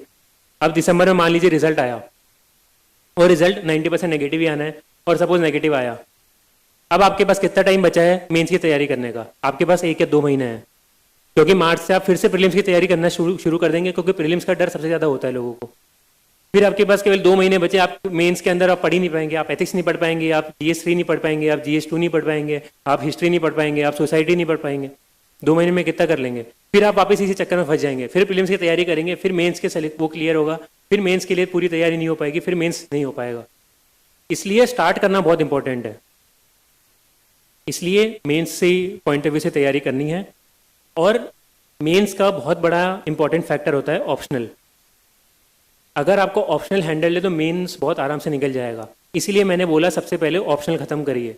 अगर आप मान लीजिए मेंस के पॉइंट ऑफ व्यू से तैयारी कर रहे हैं, तो अगर आपने जितनी जल्दी अपना ऑप्शनल खत्म कर लिया तो आपने 1750 में से 500 नंबर का सिलेबस खत्म कर दिया है। उसके बाद में आप बाकी चीज़ें पढ़ सकते हैं। तो मैंने जब मेरी तैयारी स्टार्ट करी, मेरे दोस्त ने बहुत सिंपल सी बात बोली। मेरे दोस्तों ने मेरे को कुछ 5-10 टिप्स दी हैं। वो ऐसी थी कि मैंने उनको मतलब पूरा अच्छे से गांठ बांध ली कि ये तो मैं भूलना ही नहीं है, और जो उन्होंने बोला वो तो करके रहना है। उसमें से एक बात बोली कि ऑप्शनल सबसे पहले ख़त्म कर लो। मैंने वही करा। मैथ्स का ऑप्शनल बहुत हैवी ऑप्शनल है, कम से कम 1.5-2 गुना सिलेबस होगा उसका किसी दूसरे ऑप्शनल के कंपैरिजन में, और आराम से 7-8-9 महीने लगते हैं उसका ऑप्शनल। अगर मैं आराम से तैयारी करूँ और वर्सेस कोई और ऑप्शनल तैयारी करूँ, वो 3-4 महीने में कर सकता हूँ। बट मुझे पता था कि मैथ्स मेरा ज़रूरी है, मैथ्स मुझे ख़त्म करना है, तो मैंने 4 महीने का गोल रखा कि मैं 4 महीने में मैथ्स ख़त्म करके रहूँ। और मैथ्स मैंने लिया ये सोच के लिया कि ये मेरा एक्स फैक्टर है। ऑप्शनल आपका बहुत इंपॉर्टेंट है, ऑप्शनल आपका एक्स फैक्टर होने वाला है। ऑप्शनल ही ऐसा एग्जाम है जो आपको अच्छी रैंक दिला सकता है, जो आपको अच्छी सर्विस दिला सकता है, जो अच्छा काटा दिला सकता है। क्योंकि जीएस सबका बराबर होता है, किसी का पॉलिटी अच्छा है, किसी का हिस्ट्री अच्छा है, वो बैलेंस हो जाता है। कोई GS1 में 120 लाया तो GS2 में 80 नंबर लेकर आया है। पर ऑप्शनल ऐसा होता है कि किसी के अगर 250 नंबर है और आपके 300 नंबर आ गए तो आप 50 नंबर एक्स्ट्रा ला सकते हैं। इसलिए ऑप्शनल अच्छे से प्रिपेयर करिए, और ऑप्शनल जितनी जल्दी प्रिपेयर करके रख लेंगे, अगर आपका अक्टूबर तक ऑप्शनल खत्म हो गया, उसके बाद में आपको सोचने की जरूरत ही नहीं है। उसके बाद में आपको जीएस अपना पढ़ते रहना है, जीएस धीरे धीरे कवर करना है। फिल्म्स के लिए आप वैसे भी जीएस पढ़ेंगे तो फिल्म्स के टाइम पे भी अगर आप बेसिक्स पढ़ रहे हैं तो बेसिक्स आपको मेंस में भी काम में आएंगे ही। फिल्म्स का जो पढ़ा है उसमें थोड़ा सी एक्स्ट्रा ऐड करना पड़ता है, आपके मेंस के नोट्स और मेंस की तैयारी हो जाती है। पर अगर आप ऑप्शनल पढ़ भी रहे हैं तो शुरू में जीएस भी ऐसे नहीं कि पूरा छोड़ दिया। जीएस भी आपको स्टार्ट करना है, जीएस भी आपको देखना है, एनसीईआरटी पढ़नी है, सिलेबस देखना है, क्या इंपॉर्टेंट चीज़ें हैं वो भी धीरे धीरे चलती रहनी चाहिए। बट जो पहले जो 4 मंथ्स है उसमें मेजॉरिटी जो सबसे ज़्यादा आप टाइम डालेंगे वो आप ऑप्शनल के अंदर डालेंगे, ऑप्शनल खत्म करेंगे। और ऑप्शनल खत्म हो गया उसके बाद में फिर आप जीएस पे आएंगे। फिर अगले जो 4 महीने हुए, नवंबर, दिसंबर, जनवरी, फरवरी, इसको भी मैं 2-2 महीने में ब्रेक करता हूँ। ये 2.5 महीने और 1.5 महीने में ब्रेक करता हूँ। अगले 2.5 महीने में क्योंकि आपका ऑप्शन हो चुका है तो आप उसका टाइम पूरा जीएस में डाल सकते हैं। अगर आप पहले दिन के 5 घंटे ऑप्शन में डाल रहे हैं तो आपको 5 घंटे जीएस में एक्स्ट्रा मिल रहे हैं। तो अगर आपने एनसीईआरटी पढ़ रखी है तो आप उसके नोट्स आपने बना रखे हैं, उसके बाद में आप थोड़ा आंसर राइटिंग में स्टार्ट कर सकते हैं। उसके बाद में आप थोड़ा अपना ये जो स्टैंडर्ड बुक होती है, एक स्टैंडर्ड बुक की बात कर रहा हूँ जो सब लोगों ने पढ़ी होती है, ऐसे नहीं कोई कहीं से बुक उठा के लिया है। जो सिंपल बुक होती है वो आप पढ़ना स्टार्ट करेंगे, उसके नोट्स बनाएंगे, उससे समझेंगे और टारगेट बना के सारे सब्जेक्ट खत्म कर लेंगे कि 10-15 दिन में 10-15 दिन में ज्योग्राफी, 15-20 दिन में पॉलिटी, फिर इकोनॉमिक्स, फिर हिस्ट्री, सारा ऐसे ऐसे खत्म हो गया। फिर 2.5 महीने निकल जाएंगे तो मैं जनवरी के मिड से फरवरी तक एक बार फिर से बोलूँगा कि आपको ऑप्शन रिवाइज करना पड़ेगा। अगर आपने अक्टूबर में अपना ऑप्शन खत्म करा है और आप प्रीलिम्स तक अगर ऑप्शन नहीं पढ़ रहे हैं तो बीच में आपके कम से कम 8 महीने का इतना गैप आ चुका है कि आपने ऑप्शन नहीं पढ़ा है, और उतने टाइम में आप काफ़ी चीज़ें भूल सकते हैं। रिवीजन बहुत ज़्यादा ज़रूरी है इस एग्ज़ाम का। इसलिए वो जनवरी से फरवरी वाले टाइम में 40-50 दिन में वापस से बहुत जल्दी अपना ऑप्शन रिवाइज कर लीजिए कि अब सेटिस्फेक्शन मिल गया कि ठीक है मैं प्रीलिम्स के बाद में ऑप्शन शुरू कर सकता हूँ। प्रीलिम्स अपना ऐसा होना चाहिए कि मतलब प्रिपरेशन ऐसी होनी चाहिए कि जिस दिन प्रीलिम्स का एग्जाम हो उसके अगले दिन अगर किसी ने आके बोला कि यार चलो मेंस देना है, अगले दिन मेंस का एग्जाम है, तो आपके हाथ पांव फूलने नहीं चाहिए कि अरे क्या बोल दिया, मेरी तो तैयारी नहीं है, मेरा तो ऑप्शनली प्रिपेयर नहीं है, मेरा तो जीएस प्रिपेयर नहीं है। कम से कम 50-60-70% तो अटेम्प्ट करके आ सकते हैं। इस लेवल का प्रिपरेशन आपका होना चाहिए टिल द टाइम प्रीलिम्स आपके हो रहे हैं। तो आपने ये फरवरी तक अपनी ये चीज़ कर ली, रिवीजन हो गया एक ऑप्शनल का, उसके पहले जीएस भी स्टार्ट कर दिया था। अब उसके बाद में जो अगले 3 महीने हैं प्रीलिम्स के पहले के, तब आप अच्छे से जीएस अपना कर सकते हैं। तब अच्छे से जीएस करिए, अच्छे से टेस्ट सीरीज करिए, जितनी टेस्ट सीरीज होती है, जितने क्वेश्चन हो सकते हैं पूरे प्रॉपर अच्छे से घर पे बैठ के या कहीं भी टेस्ट सीरीज में जाके टेस्ट सेंटर पे जाके आपको प्रॉपरली सारे कम से कम 40-50 क्वेश्चन पेपर तो सॉल्व करने पड़ेंगे प्रीलिम्स के। प्रीलिम्स का अननेसेसरी लोगों ने हवा बना रखा है, डर बिठा रखा है कि प्री क्लियर नहीं होगा, प्री मुश्किल होता जा रहा है। ये केवल और केवल मेंटेलिटी का गेम है, आपकी सोच का गेम है। अगर आपने खुद को बेवकूफ़ बना लिया कि मैं प्री क्लियर कर सकता हूँ, तो प्री आधा आपका ऐसे ही क्लियर हो जाएगा। अगर आप पहले से डर बांध के बैठे हुए हैं तो आप प्री में आती हुई चीज़ें भी गलत करके आएंगे। इसलिए उस वक्त आपको प्री की तैयारी करनी है। पहले से ज़्यादा एक्स्ट्रा एफर्ट डालेंगे तो आपको फायदा नहीं होने वाला है। जैसे मैंने मार्क्स का बताया, आप 98 की जगह 198 नंबर भी लेकर आएंगे तो आप कुछ किसी और से 100 नंबर एक्स्ट्रा लाके अच्छी रैंक नहीं ला सकते हैं। इसलिए थोड़ा स्मार्टली आपको प्री को खेलना पड़ेगा। ह्यूमैनिटीज़ वाली साइड में मुझे ये लगता है कि बच्चों को थोड़ा ऑब्जेक्टिव अप्रोच पता नहीं होती है कि कैसे सॉल्व करना है, कैसे अप्रोच करना है। यहाँ पे मुझे एक थोड़ा, अभी जैसे बोलते हैं इंजीनियर्स की नंबर बढ़ता जा रहा है एग्जाम के अंदर, यहाँ पे मुझे लगता है कि प्री में थोड़ा सा फायदा लोगों को हो सकता है, क्योंकि ऑलमोस्ट जो भी इंजीनियर है उसने कभी ना कभी आईआईटी की तैयारी करी होती है, या अगर कोई साइंस में कोई और है तो उसने ऐसे किसी ऑब्जेक्टिव एग्जाम की तैयारी करी होती है। तो उनको वो पता होता है कि एग्जाम पेपर बैठ के वो टिक कैसे करते हैं, गोले कैसे भरते हैं, और कैसे आप 2 घंटे में पूरा पेपर मैनेज करते हैं। अगर आप ह्यूमैनिटीज़ वाली साइड से हैं तो आपको वो एक्स्ट्रा एफर्ट करना पड़ेगा। अगर आपको उन लोगों के बराबर आना है, अगर आपको उनकी तरह प्री भी क्लियर करना है, तो वो एक्स्ट्रा आपको 3 महीने में एफर्ट डाल के घर पे बैठ के मेहनत करनी पड़ेगी। जब आपका ये हो गया मान लीजिए प्रीलिम्स तक, उसके बाद में आप ज़्यादा सोचिए नहीं कि कितने मार्क्स आएंगे, ये आएगा, वो होगा, होगा नहीं होगा।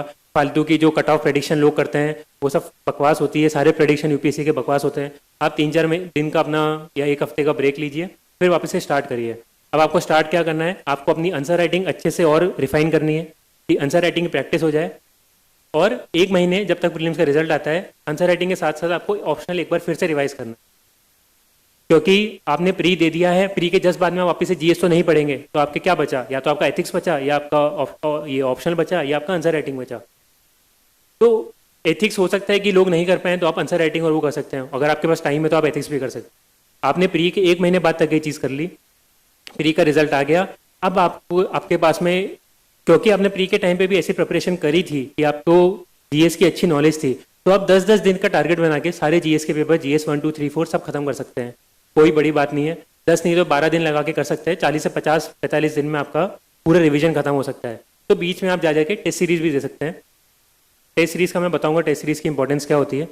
ये टेस्ट सीरीज आपने दी, एग्जाम का अगर मान लीजिए 28 सितंबर को हमारा था, तो 30 अगस्त तक, 1 महीने पहले तक टेस्ट सीरीज लिखी। उसके बाद में टेस्ट सीरीज लिखने का कोई फायदा नहीं होता है, क्योंकि कॉपी चेक नहीं होती है। अगर कोई इतना खास है कि भाई 1 दिन में कॉपी चेक करके दे दे, वो बात अलग है। वरना आप अगर 1 महीने से कम टाइम बचा है, 20 दिन बचे हैं, और आप किसी भी इंस्टीट्यूट में जाके कॉपी सबमिट करेंगे तो बहुत कम चांस है कि वो कॉपी आपको चेक करके देने वाले हैं। इसलिए 1 महीने पहले आपने खत्म कर दिया। फिर लास्ट का 1 मंथ है, उसमें केवल और केवल रिवीजन करना है। जितना हो सके 4, 5, 7, 10 बार जितना रिवाइज करेंगे उतना आपको फायदा है। अगर यूपीएससी में जो बोलते हैं सेकंड अटेम्प्ट वालों को फायदा होता है फर्स्ट अटेम्प्ट से, उनका केवल इसीलिए फायदा होता है क्योंकि वो सेम नोट्स को इतनी बार पढ़ चुके होते हैं कि रिवीजन ही उनका 7-10 बार हो चुका है। फर्स्ट अटेम्प्ट वाले लोग क्योंकि सारी चीजें कवर करने के चक्कर में इधर उधर भागते हैं, वो कभी रिवीजन भूल जाते हैं, रिवीजन नहीं कर पाते। इसलिए जरूरी है रिवीजन करना। तो आखिरी 1 महीने में रिवीजन करिए, जाके एग्जाम दीजिए, सोचना नहीं है। तो ये मैंने आपको पूरी एक अच्छे से स्ट्रैटेजी बता दी है। गाइडेंस केवल उसी की जरूरी इंपॉर्टेंट है जो आप, जिसको आप समझ सके, जो आपके काम की हो। ऐसा नहीं है कि मेरे को कॉपी करके जो मैंने करा है वो करना स्टार्ट कर दिया। अभी जो मैंने ब्रॉड टाइमलाइन बताई है वो मैंने पूरा टाइमलाइन ही बताई कि ऐसे ऐसे कर सकते हैं। उसके अंदर कैसे करना है, उसके अंदर भी सब जने का अलग होता है। अगर आपको लग रहा है कि पॉलिटी में टाइम लग रहा है तो आपको 1 दिन की जगह 2 दिन डालने पड़ेंगे, वो आपको एक्स्ट्रा करना पड़ेगा। कोई और लड़का है वो सेम टॉपिक को 1 दिन में खत्म करके किसी और सब्जेक्ट पे मूव हो सकता है, पर आपका क्योंकि वो स्ट्रांग नहीं है तो आपको अपने हिसाब से उसमें एक्स्ट्रा टाइम डालना पड़ेगा।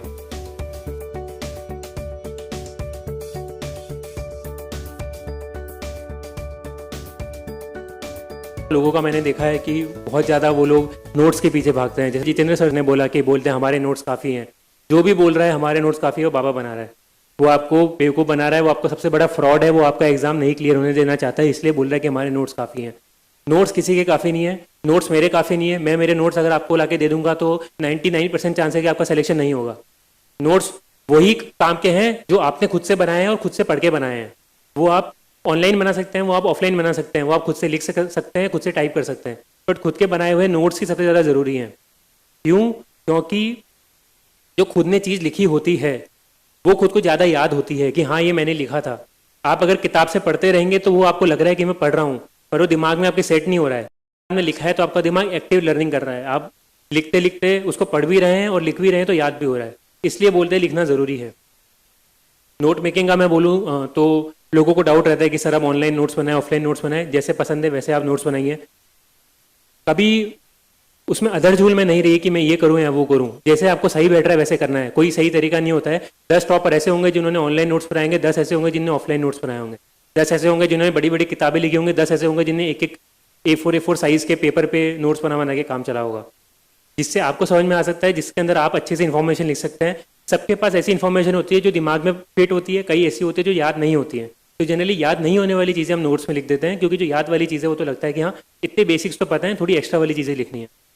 उस तरीके से नोट्स बनाइए जो आपको लग रहा है कि आपको ज़रूरत है। उसके अलावा कुछ गलतियाँ भी मैं बताता हूँ जो लोग करते हैं। नोट्स का मैंने बता दिया, नोट्स के पीछे भागते हैं कि ये नोट्स सफिशिएंट है या ये नोट्स काम के हैं, ये नोट्स से क्वेश्चन पूछे जाते हैं। अब इंस्टीट्यूट क्या करते हैं कि वो इतनी मोटी किताब छापते हैं, किताब के अंदर जितनी इन्फॉर्मेशन पॉसिबल है वो सब उसके अंदर लिख देंगे कि ये भी पढ़ लो, ये भी पढ़ लो, ये भी पढ़ लो, फैक्ट्स डाल दिए हैं सारे, उसकी प्रोज कौन सारे पॉजिटिव नेगेटिव सब कुछ डाल दिया, उसकी समरी भी डाल दी, उसका वे फॉरवर्ड भी डाल दिया। उसके बाद में जब क्वेश्चन पूछा जाएगा यूपीएससी में आएगा तो बोलेंगे कि देखो मेरी किताब में से क्वेश्चन आया है, मतलब मेरी किताब काम की है। अरे आपके लिए पहले उतना पढ़ना ही काम का नहीं है, उसके अंदर से भी हार्डली 10-20% चीज़ें होंगी जो आपके काम की होंगी। वो 10-20% चीज़ें आपको समझनी है कि हाँ ये पढ़ता हूँ। जो लोग भी अगर किसी भी टॉपर के आप नोट्स देखेंगे सब, या कोई भी स्ट्रैटेजी देखेंगे, सबकी डायनामिक होती है। सब किसी ना किसी और सोर्स से, कोई इंटरनेट से या किसी और बुक से या किसी कंपाइलेशन से सब लोग जाके पढ़ते हैं, पर कोई पूरा कभी नहीं पढ़ता है। सब जाके उसमें से वही चीज़ पढ़ते हैं जो उनको लगता है उनके काम की है, जो उनको लगता है कि मेरी प्रिपरेशन में ये कमी रह चुकी है। उसके पहले क्या काम का है, उसके पहले काम की है एनसीईआरटी, उसके पहले काम का है पिछले साल के क्वेश्चन पेपर, उसके पहले के काम का है एक स्टैंडर्ड बुक जैसे पॉलिटी की लक्ष्मीकांत हो गई या हिस्ट्री की स्पेक्ट्रम हो गई, ये बुक काम की है। अगर ये हो गई तो उसके बाद मैं किसी और नोट्स पे जाता हूँ कि अच्छा ये कमी रह गई, ये क्वेश्चन कहीं से आया था, ये नहीं आता है, तो अब इनको मैं नोट से पढ़ लेता हूँ। पर आप सीधे शॉर्टकट के लिए जाएंगे तो वो आपको कहीं लेके नहीं जाने वाले हैं, आपका टाइम वेस्ट करवाने वाले हैं। और आप वो कम से कम आप 100 चीज़ें पढ़ेंगे, आपको याद भी नहीं होंगी। उन 100 में से एक चीज़ आ गई तो वो तो क्लेम कर देंगे कि हमारे नोट से सब आ चुका है, बट आपने 100 में से आपको कुछ याद ही नहीं है। आप 100 में से आपको 99 चीज़ याद रहेगी, एक चीज़ भूल गए और एक चीज़ वही भूले जो उनके नोट्स में थी, तो आपको क्या फ़ायदा हुआ, आपने कितना टाइम डाल के वो नोट्स पढ़े। ये साथ में जो सोर्स होते हैं, बुक लिस्ट का मैं बताता हूँ। बुक लिस्ट मैं मेरी शेयर करूँगा तो उसका इतना कुछ फ़ायदा नहीं है, सबकी अलग अलग बुक लिस्ट होती है, बट मैं कुछ कॉमन चीज़ें आपको बताता हूँ। मैंने जो अप्रोच अपनाई थी, मैंने 3-4 टॉपर्स की बुक लिस्ट निकाली, उसकी टेबल बनाई, देखा कि ये मिनिमम सबने पढ़ा है। अगर पॉलिटी की बात करूँ तो एक ने लक्ष्मीकांत डीडी बासु पढ़ी है, एक ने केवल लक्ष्मीकांत पढ़ी है, एक ने केवल लक्ष्मीकांत एनसीईआरटी और कुछ पढ़ा है। तो सब में कॉमन क्या है, सब में कॉमन है लक्ष्मीकांत, मतलब ये तो सभी पढ़ते हैं। तो ये बुक मैं पढ़ लेता हूँ, उसके बाद में अगर टाइम मिलेगा, उसके बाद में लगेगा तो मैं एक्स्ट्रा बुक पे जाऊँगा, वरना जो बेसिक मिनिमम है उतना तो पढ़ लूँ। अब आप जाके किसी टॉपर की बुक लिस्ट देखेंगे, उसके अंदर लिखेंगे कि भाई मैंने पॉलिटी के लिए एनसीईआरटी भी पढ़ी, पॉलिटी के लिए मैंने नोट्स क्लास नोट्स भी पढ़े, उसके बाद में कोचिंग की बुक भी पढ़ी, उसके बाद में मैंने डीडी बासु भी पढ़ी, उसके बाद में लक्ष्मीकांत भी पढ़ी। अब उसने 5 बुक्स लिख के दे दी हैं। अब आपको ये नहीं पता है कि वो जो टॉपर की आप नोट देख रहे हैं बुक लिस्ट, उसने कितने अटेम्प्ट में एग्जाम क्लियर करा है। आप ये जाके देखिए, जो मैंने बोला रिलेवेंट लोग होने चाहिए कि किसकी गाइडेंस काम की है। आपको पता होना चाहिए कि जिस पर्सन की आप बुक लिस्ट देख रहे हैं उसने कितने अटेम्प्ट लगाए। अगर पहला अटेम्प्ट होगा उसका, तो मैं गारंटी से बोल सकता हूँ पहले अटेम्प्ट में रेयरली कोई जना इतनी सारी किताबें एक सब्जेक्ट की पढ़ सकता है। पॉसिबल ही नहीं है, क्योंकि इतनी सारी चीज़ें कवर करने को उन्होंने स्टार्टिंग में केवल एनसीईआरटी 1 या 2 चीज़ें पढ़ी होंगी। पहले अटेम्प्ट में नहीं हुआ तो दूसरे अटेम्प्ट में एक बुक ऐड कर ली, फिर नहीं हुआ तो फिर एक बुक ऐड कर ली। वो फर्स्ट अटेम्प्ट में कोई जाके 5-10 बुक नहीं पढ़ता है, तो वो थोड़ा स्मार्टली सोचिए, खुद दिमाग लगाइए, खुद थोड़ा समझिए। कोई आपको आके वो स्पून फीड नहीं कर रहा है कि लो ये सारी बुकें पढ़ लो, उसमें भी क्या काम का है वो आपको खुद को समझ के पढ़ना पड़ेगा। इसलिए मेरी बुक लिस्ट भी मैंने ऑनलाइन कहीं पे डाली हुई है, आपको चाहे तो आप देख सकते हैं, पर वो काम की नहीं है, जहाँ से एक तो मीडियम का भी डिफरेंस आ जाएगा। बट मैं जो बुक लिस्ट का जो इंपॉर्टेंट चीज़ है मैंने आपको बता दी कि बुक लिस्ट भी आपको स्मार्टली पढ़नी है। ना मैं फर्स्ट टॉपर हूँ जो ये चीज़ बोल रहे हैं, तो ना मैं लास्ट टॉपर होने वाला हूँ। पिछले साल भी जो थे उन्होंने ये चीज़ बोली थी, अनुदीप सर थे, उन्होंने सेम बोला। नेक्स्ट ईयर जो भी टॉपर आएगा वो भी सेम चीज़ बोलेगा। अगर सब कोई बोल रहे हैं मतलब कुछ तो इंपॉर्टेंट चीज़ है, तभी सब लोग इस पर इतना फोकस करते हैं। इसलिए कम बुक्स पढ़िए, पर उनको बार बार पढ़िए, उनसे समझिए, उससे अपनी अंडरस्टैंडिंग बनाइए, बेसिक कंसेप्ट पढ़िए, तब जाके आप कोई भी प्रीलिम्स हो, आप मेंस हो, उनके आंसर कर सकते हैं। आप उनके पीछे मत भागिए कि इस बुक में से 10 सवाल पूछे तो ये बुक पढ़ लेता हूँ। अब काफ़ी ऑनलाइन वीडियो आते हैं कि 10 unpredictable question with UPSC can ask. अरे भाई अनप्रेडिक्टेबल है तो आप हाउ कैन यू से कि वो आस्क कर सकते हैं, जब वो चीज़ें अनप्रेडिक्टेबल है आप कैसे एडवांस में बता लोगे कि 10 चीज़ें पूछेंगे। सबसे बड़े फ्रॉड वीडियो होते हैं वो, उनसे बचना है। जो जितेंद्र सर ने बोला कि भाई डाल दिया कि वाह गुरुजी वाह लोग लिखते हैं, सबसे बड़े बेवकूफ़ लोग होते हैं वो। कोई आपको आके ऐसे लिख के नहीं देगा कि ये 10 चीज़ें हैं पढ़ लो, आपके क्वेश्चन इसमें से पूछे जाएंगे। या जो ट्रेंड एनालिसिस होती है कि हमारे ट्रेंड के हिसाब से ये चीज़ें पूछी गई तो बाकी ये पूछेंगे, ट्रेंड कुछ नहीं होता है। ट्रेंड एनालिसिस करने वाले लोगों के पास कुछ काम धाम नहीं है, कट ऑफ प्रेडिक्शन करने वाले लोगों के पास कुछ काम धाम नहीं है, वो बस इमोशंस पे खेलते हैं एस्पिरेंट्स की। आप जैसे भोले वाले लोग होते हैं बहुत सारे, जिनको पता नहीं होता है, वो उनकी झांसों में आके चले जाते हैं, उनका फायदा हो जाता है। अगर उनकी 1 लाख की फीस है, उनके 10 स्टूडेंट भी आ गए तो उनका 10 लाख का काम हो गया, और उनका एफर्ट जाएगा, उनका 1 या 2 लाख का जाएगा, उनका पैसा बन के वो निकल चुके हैं। अब आप यहाँ पे पछता रहे हैं पीछे। इसलिए ज़रूरी है इन सारी चीज़ों को ध्यान में रखना। ऑनलाइन प्लेटफॉर्म्स का बता देता हूँ। ऑनलाइन प्लेटफॉर्म बहुत सारे आते हैं, लोग उनको फॉलो करते रहते हैं कि यहाँ से ये पढ़ता हूँ, वहाँ से वो पढ़ता हूँ, इधर से ये पढ़ता हूँ। पढ़िए, बट स्मार्टली पढ़िए। जो आपके काम की चीज़ है वो पढ़िए। अगर 10 वेबसाइट को यूज़ करते हैं तो 10 की 10 वेबसाइट को पूरी फॉलो नहीं करता है कि उनके उस पर जाके आंसर राइटिंग करी, उसके जाके कुछ उन्होंने करंट अफेयर्स भी पढ़ा, उसके ऊपर जाके उन्होंने क्विज भी दिए, उसके ऊपर जाके उन्होंने कुछ और इन्फॉर्मेशन मिली। सब जने जाएंगे, एक वेबसाइट खोलेंगे या गूगल कर लेंगे XYZ टॉपिक, उसके आगे UPSC लगा दिया, गूगल के रिजल्ट आ गए, उस रिजल्ट के अंदर जाके उस वेबसाइट को खोल के जो काम की चीज़ थी वो पढ़ के आगे निकल लिया। ये स्मार्टली आपको चीज़ करनी है।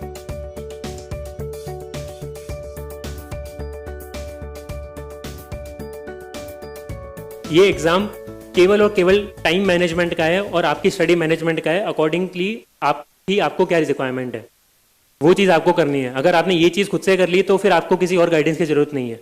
कोचिंग में जो टीचर्स वगैरह होते हैं वो आपको थोड़ा इधर उधर की चीज़ें बता देंगे। अगर आप कहीं मिसगाइड हो रहे हैं, कुछ गलती कर रहे हैं तो वो बता देंगे, बाकी पूरी चीज़ आपको करनी है। एक मैं परफेक्शन की बात बताऊं कि लोग परफेक्शन के लिए बहुत करते हैं कि मैं सब कुछ परफेक्टली करूं। अगर मैं नोट्स बनाऊंगा तो मैं परफेक्ट नोट्स बनाऊंगा कि सब कुछ आ जाएगा। उसके बाद मैं ऐसे नोट्स बनाऊंगा कि मैं उसको तीसरे अटेम्प्ट में भी पढ़ूंगा तो नोट्स काफ़ी हैं। ऐसा कभी नहीं होता है, परफेक्शन कभी नहीं आता है। सबसे बड़ा जो ये छलावा है इसका UPSC का, वो यही है कि परफेक्शन से आप सब कुछ कर सकते हैं। मैंने भी बहुत टाइम मेरे नोट्स बनाने डिले करे कि यार मैं ये पढ़ के फिर नोट्स बनाऊंगा। मेरे दोस्त ने बोला अरे आप क्यों टाइम वेस्ट कर रहे हो, आप सीधे नोट्स बनाना स्टार्ट तो करो। फिर मैंने नोट्स बनाने स्टार्ट करे, 1 महीना नोट्स बनाया, लगा कि अच्छा ये कुछ गलतियाँ कर रहा था, तो अगली बार जब नोट्स बनाना स्टार्ट करा तो वो गलतियों को सही करके फिर खुद से नोट्स बनाए। वो मैं गलतियाँ करता रहा, उन गलतियों से सीखता रहा और आगे बढ़ता रहा। मैंने वेट नहीं करा कि यार मैं एकदम सब कुछ सीख जाऊँगा।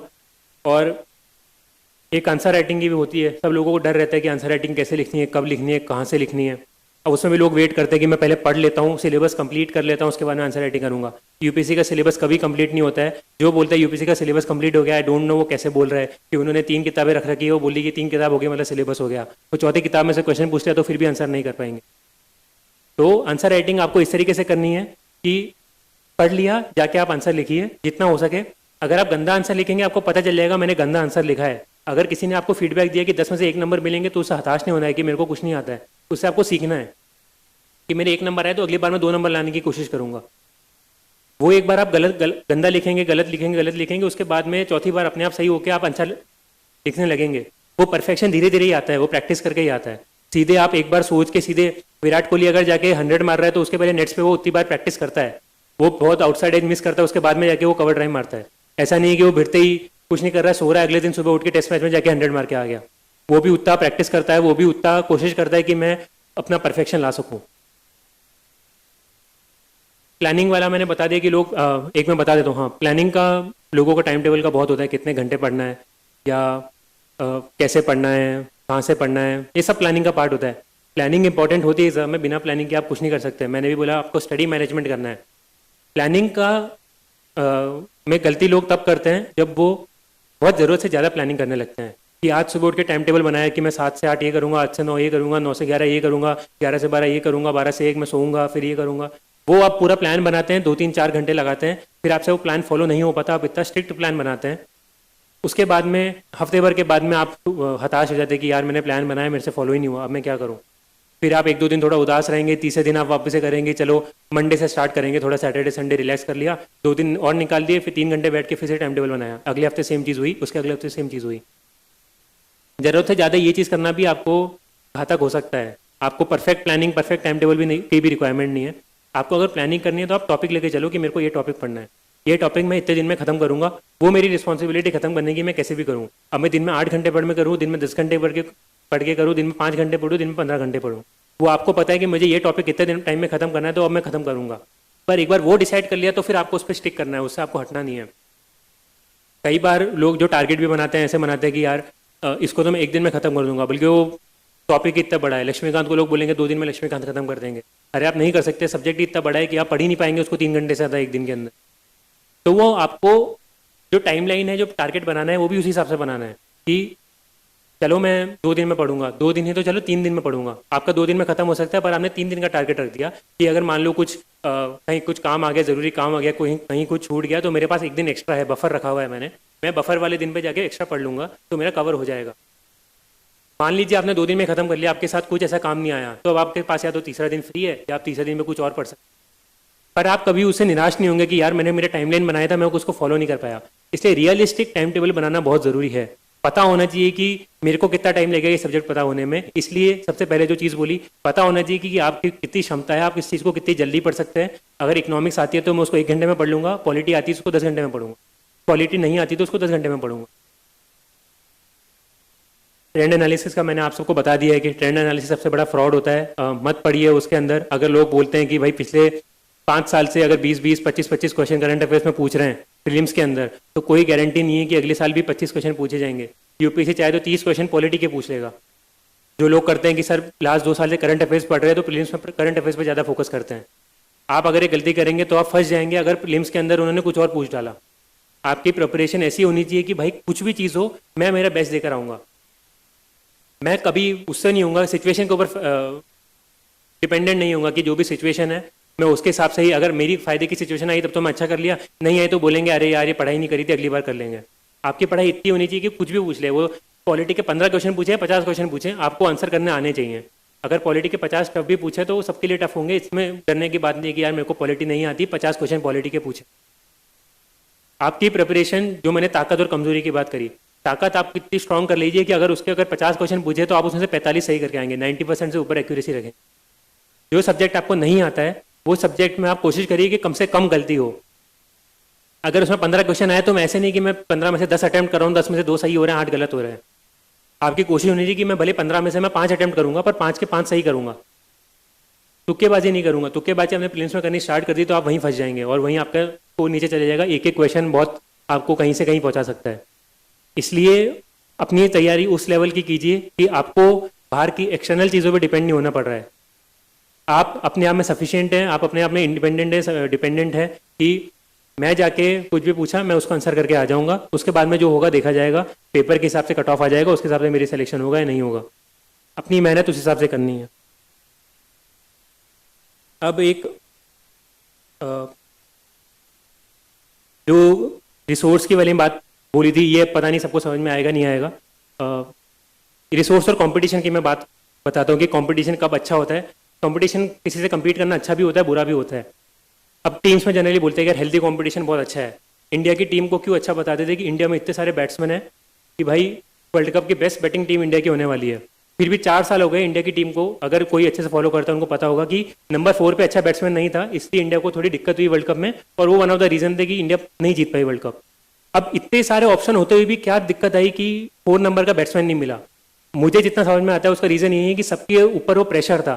वो हेल्दी कंपटीशन होने की जगह सब अपनी उसके लिए खेलने लगते थे कि सब अपनी जान बचाते थे कि मैं 30-40 रन बना देता हूँ, मेरी टीम में जगह पक्की हो जाएगी। जब ये माइंडसेट से वो होता है, उन्होंने उस कंपटीशन को उल्टा लिया। सेम आप अगर 5 दोस्तों के साथ पढ़ रहे हैं, अगर आप उनका हेल्दी कंपटीशन ले रहे हैं कि चलो उसके 20 नंबर आए तो मैं 21 लाके दिखाऊंगा, पर अगर आप डर के बैठे हैं कि यार नहीं उसके 20 आगे मेरे कितने आएंगे, तो आप परफॉर्म ही नहीं कर पाएंगे। आई एम होपिंग आपको ये वाली बात थोड़ी समझ में आई होगी। सेम अगर मैं रिसोर्स वाली बात बताऊं कि कितनी बुक पढ़नी चाहिए, सेम बुक्स पे वो करना चाहिए। इंडिया की टीम थी, इंडिया की टीम में इतने सारे प्लेयर्स ट्राई हुए हैं, वर्ल्ड कप में भी इतने सारे प्लेयर खेले हैं, 15, 16, 17 आई थिंक इंजरी के बाद में प्लेयर आते थे वो खेलते थे। इंग्लैंड की टीम में 15 प्लेयर थे, 15 में से 2 को तो पूरे वर्ल्ड कप ही नहीं खिलाया, केवल 13 प्लेयर्स में उन्होंने पूरा वर्ल्ड कप निकाल दिया। उनकी वो लिमिटेड टीम के अंदर ही उन्होंने पूरा काम निकाल दिया, पर वो लिमिटेड टीम ही इतनी अच्छी थी कि उससे उनका काम निकल गया। उन सबको पता था कि ये प्लेयर यहाँ पे इस काम का है, ये इस काम का है, इस काम का है। सिमिलरली आपकी बुक्स हैं, लिमिटेड बुक्स हैं, ये बुक इस काम की, इस काम की, इस काम की है, उसके आगे आपको 14वीं 15वीं बुक की रिक्वायरमेंट ही नहीं पड़ेगी। जरूरत से ज्यादा रिसोर्सेज भी बहुत बार घाटा कर सकते हैं। इंडिया के साथ जो नंबर 4 पे हुआ वो ये वाली चीज थी। अगर आप लिंक कर पा रहे हैं तो आई होप आप समझ जाएंगे।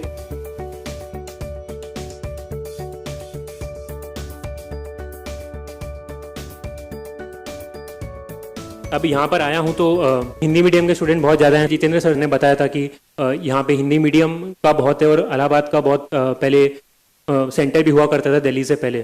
तो जब मुझे पता चला तो काफ़ी खुशी भी हुई कि चलो ठीक है, हिंदी मीडियम स्टूडेंट्स के बीच में जाके मुझे थोड़ा बोलने का मौका मिल रहा है, उनको इंस्पायर करने का मौका मिल रहा है। और सबसे पहले मैं ये बताना चाहूँगा आपको कि प्लीज़ मीडियम देख के किसी से तुलना मत कीजिए, किसी से डरिए मत कि मेरा ये मीडियम है तो मैं इस मीडियम से सेलेक्ट नहीं हो सकता हूँ। आज से 5-10 साल पहले भी तो हिंदी मीडियम के बच्चे कर रहे थे। ऐसा तो नहीं है कि किताबें खराब हो गई हैं या यूपीसी ने कुछ और पूछना स्टार्ट कर दिया है। सिलेबस सेम है, यूपीएससी सेम है, आपकी बुक सेम है, बस आपको पढ़ना है, आपको आंसर लिखना आना चाहिए। अगर आप सही तरीके से करेंगे तो मीडियम का फर्क नहीं पड़ेगा उसके अंदर। मेरा भी मैं बताऊं तो 6 क्लास के अंदर 5th तक मैं केंद्रीय विद्यालय में था, हिंदी मीडियम था। 6 के अंदर मैं इंग्लिश मीडियम स्कूल में शिफ्ट हुआ था। पहले मेरे को भी डर लगता था कि यार मैं कहाँ आ गया, बट मैंने मेहनत करी, मैंने कम्पीट करने की कोशिश करी कि इन लोगों से मेरे को अपना इन्फीरियर नहीं समझना है कि ये मेरे से सुपीरियर लोग हैं, इनको मेरे से ज़्यादा आता है, ये अच्छी इंग्लिश बोल सकते हैं। अब मुझे नहीं आती तो नहीं आते, मैं सीख के कर लूँगा, पर मैंने उतनी मेहनत करी। आप लोग भी किसी से वो डरिए मत, जो भी आपको आके बोल रहा है कि आप हिंदी मीडियम से आप क्लियर नहीं कर सकते, उस इंसान से अगले दिन बात करना बंद कर दीजिए। अगले दिन क्या, उसी वक्त से बात करना बंद कर दीजिए। ऐसे ऐसे लोग जो हैं कि डरा देते हैं, धमका देते हैं, नेगेटिव चीज़ें फैलाते हैं, ऐसे नेगेटिव एलिमेंट्स को, ऐसे नेगेटिव चीज़ों को, भले ही वो दोस्त हो, भले ही वो फालतू की किताब हो, भले ही कोई मान लो आप स्पोर्ट्स में टाइम वेस्ट कर रहे हैं या किसी और चीज़ में सोशल मीडिया पर टाइम वेस्ट कर रहे हैं, ऐसी सारी नेगेटिव चीज़ों को आपके अपनी लाइफ से दूर करना है। 2 साल 3 साल के लिए, उसके बाद में जितना करना है आप कर लीजिए। आपका सिलेक्शन हो जाएगा तो वही लोग जो आपको नेगेटिव बोल रहा है उस दिन आके पॉजिटिव बोलना स्टार्ट कर देगा। तब तक आपको अपने अंदर कॉन्फिडेंस लेके आगे बढ़ना है। किसी के ऊपर डिपेंड नहीं होना है कि उसने ये बोल दिया तो मेरे से नहीं होगा, या उसने बोल दिया इंग्लिश मीडियम में शिफ्ट कर जाओ तो कर जाता हूँ। फिर कई लोग मीडियम चेंज करने की गलती करते हैं। अगर आप कंफर्टेबल हैं, अगर आपको आता है तभी करिए, किसी के बोलने पे मत कीजिए कि मीडियम चेंज कर जाओ, क्योंकि डिफिकल्ट होता है, चैलेंजेस होते हैं। मैंने भी एक बार मीडियम चेंज करा था, उतनी जल्दी नहीं होता है। और जिस तरह का एग्जाम है, कम अटेम्प्ट्स हैं, आपका टाइम पीरियड भी कम होता है, आपका बहुत साल और आपके बहुत पैसा भी जाता है, तो आपको ज़रूरी है कि आपके रिजल्ट भी जल्दी आने चाहिए। अगर आप अपने मीडियम में कॉन्फिडेंट है, उसी मीडियम में तैयारी कीजिए, सोचिए मत ज़्यादा। फिर मीडियम की दिक्कत है, रिजल्ट नहीं आ रहा है, ये मुझे भी पता है, सबको पता है, तो अब आपको उसमें डबल मेहनत करनी पड़ेगी। वो थोड़े आपके ऊपर चैलेंजेस है। Life is not easy, life is not, क्या बोलते हैं, सबके लिए बेनिफिशियल नहीं होता है कि उसके साथ अच्छा हो रहा है तो मेरे साथ भी अच्छा होगा। सबके साथ अलग अलग चीज़ें होती है, वो आपके ऊपर डिपेंड करता है कि आप उससे कैसे लड़के आगे बढ़ रहे हैं। अगर वो 1 घंटे में सब्जेक्ट खत्म कर रहा है तो आप 3 घंटे एक्स्ट्रा पढ़िए अगर आप हिंदी मीडियम से हैं, बट कोशिश कीजिए। सर से मेरी बात हो रही थी, जितेंद्र सर से, उन्होंने बताया कि जब वो भी पढ़ाते थे या पढ़ते थे कॉलेज वगैरह में, उनको भी कई बार लगता था कि मैं पीछे छूट रहा हूँ, तो वो इंग्लिश मीडियम की किताब लाके एक्स्ट्रा टाइम डाल के उन किताबों को खुद से ट्रांसलेट कर करके पढ़ते थे, पर पढ़ते थे।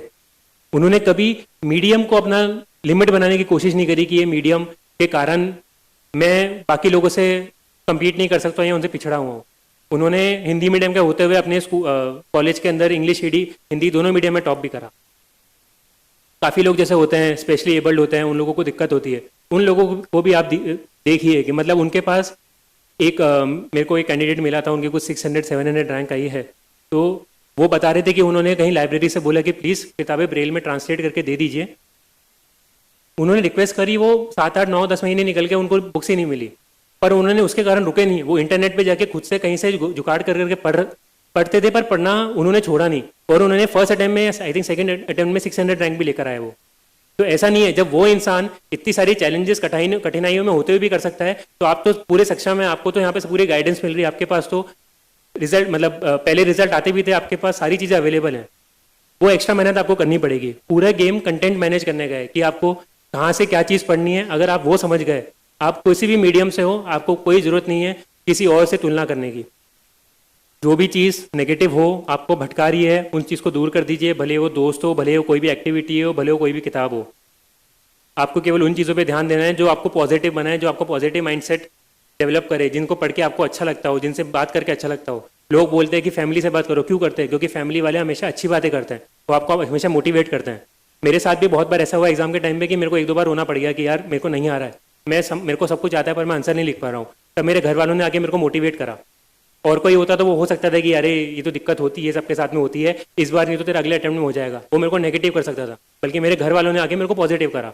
इसलिए पॉजिटिव लोगों के साथ से घिरा होना बहुत ज़्यादा ज़रूरी होता है। 10 जनों का ग्रुप मत बनाइए, 1-2-3 जो खास दोस्त हैं, जो आपको समझते हैं, जो उनको पता है कि पर आप एक दूसरे का भला चाहते हैं। एक तो जो अपने टारगेट्स होते हैं ना, वो अपने टारगेट्स अपने पास में रखिए। अगर आप लोगों को अपना बताने लग जाएंगे कि मैं तो ये कर रहा हूँ, लोग पकड़ पकड़ के नीचे गिराएंगे।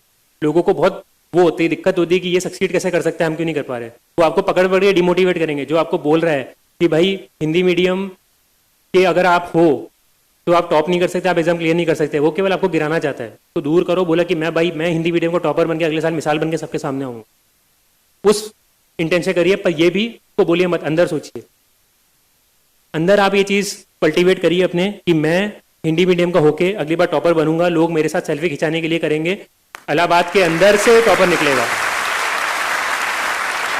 अभी मैंने पहले अप्रैल में टॉक दी थी, वहां पे एक लड़की खड़ी होकर पूछने लगी, उसने बहुत ही ज्यादा वो एग्रेसिवली बोली थी कि सर हिंदी मीडियम का तो नहीं हो सकता, ये खराब है, वो खराब है, एग्जाम पूरा उस तरफ जा रहा है। मैं उसको वही बात बोली कि उसके दोस्त भी उसको बोलते थे। मैंने बोला कि आप अगर आपके अंदर इतनी वो दुख है इस बात को लेके, आप इतने अग्रेसिव हो रहे हो, आपको ऐसा लग रहा है कि यार इसने मेरे को ऐसे कैसे बोल दिया, तो अपने अंदर उस बात को मोटिवेशन लेके चलो। जो मैंने मोटिवेशन बोला कि भाई कोई फादर के लिए करना चाहता है, कोई खुद के लिए करना चाहता है, केवल इसलिए कर लो कि भाई मैं हिंदी मीडियम से टॉप करके आऊंगा, वो मोटिवेशन तो पकड़ो कि क्यों करना है।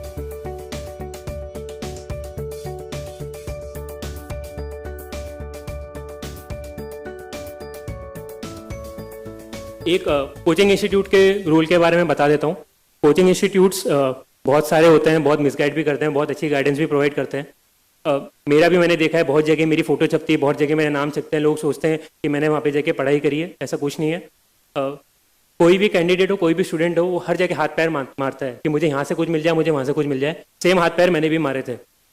जीएस के लिए मैं कोचिंग ज्वाइन करी थी, उसके बाद में कोई भी इंस्टीट्यूट है उसमें केवल और केवल जाके मैंने मॉक इंटरव्यू दिए हैं और कुछ नहीं दिया है। मॉक इंटरव्यू मैंने इसलिए दिए क्योंकि मैंने ऑनलाइन कहीं पे देख लिया, मेरे को लगा अच्छा इंटरव्यू ले रहे हैं तो जाके दे देता हूँ। जो भी कोई भी इंसान जब अपने लक्ष्य के इतने पास में पहुंच जाता है कि यार केवल इंटरव्यू बचा है, तो एक्स्ट्रा मेहनत तो करनी पड़ती है कि यार मैं इस मौके को छोड़ नहीं सकता, तो मैं मेरी प्रिपरेशन पूरी करता हूँ। इसलिए मैंने 5-6 जगह जा जाके मॉक इंटरव्यू दिए। अब मुझे नहीं पता था कि ऐसी हालत हो जाएगी कि मैं टॉप करूंगा, लोग मेरी फोटो इतना छापने लग जाएंगे। तब तो मैंने केवल एज अ कैंडिडेट सोचा था। अब मुझे बस उस बात का थोड़ा दुख है कि लोग मेरी फोटो को छाप के लोगों को मिसगाइड करते हैं, बोलते हैं कि हमारा स्टूडेंट है, हमारे यहाँ पे पढ़ा है। अभी भी इवन आफ्टर रिजल्ट कई लोग मेरे को बुला रहे हैं कि सर आप प्लीज़ फेलिसिटेशन में आ जाइए। इंस्टीट्यूट का नाम नहीं लूंगा। मैं बोला कि सर मैं आपसे कुछ किसी भी तरह से कनेक्टेड नहीं हूँ, मैं मॉक भी नहीं दिया, मैंने कोचिंग भी नहीं ली, मैंने टेस्ट सीरीज भी नहीं दी, मैं क्यों आऊँ। अब वो बुलाने को पीछे पड़े हुए हैं। अब ये आपको दिखाता है कि उनका केवल और केवल एक इंटेंशन है कि मैं उनके प्लेटफॉर्म पे एक बार आ जाऊं, मैं मेरी वहां पे शक्ल दिखा दूं, तो उनका मेरे को देख के अगर 200 लोग भी आ जाए, उनके 1 लाख की फीस भी होगी, तो उनका तो 2 करोड़ का काम हो चुका है, उनका कितना बड़ा इन्वेस्टमेंट आ चुका है। तो प्लीज इस बात को समझिए कि वो करते हैं। यहाँ पर मैं आया हूँ, जितेंद्र सर का जो प्लेटफॉर्म है वो केवल खुद भी, इवन दो ये खुद को कोचिंग इंस्टीट्यूट बोलते हैं, बट वो लोगों को खुद आके बोलते हैं कि ये लोग सफिशिएंट नहीं है।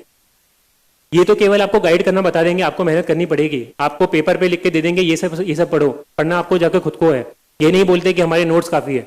जिस कोचिंग वाले ने बोल दिया कि नोट्स मेरे काफी है, वो आपको बेवकूफ बना रहा है, उस पर भरोसा नहीं करना है। तो पूरा आपको खुद से वो चीज करनी है।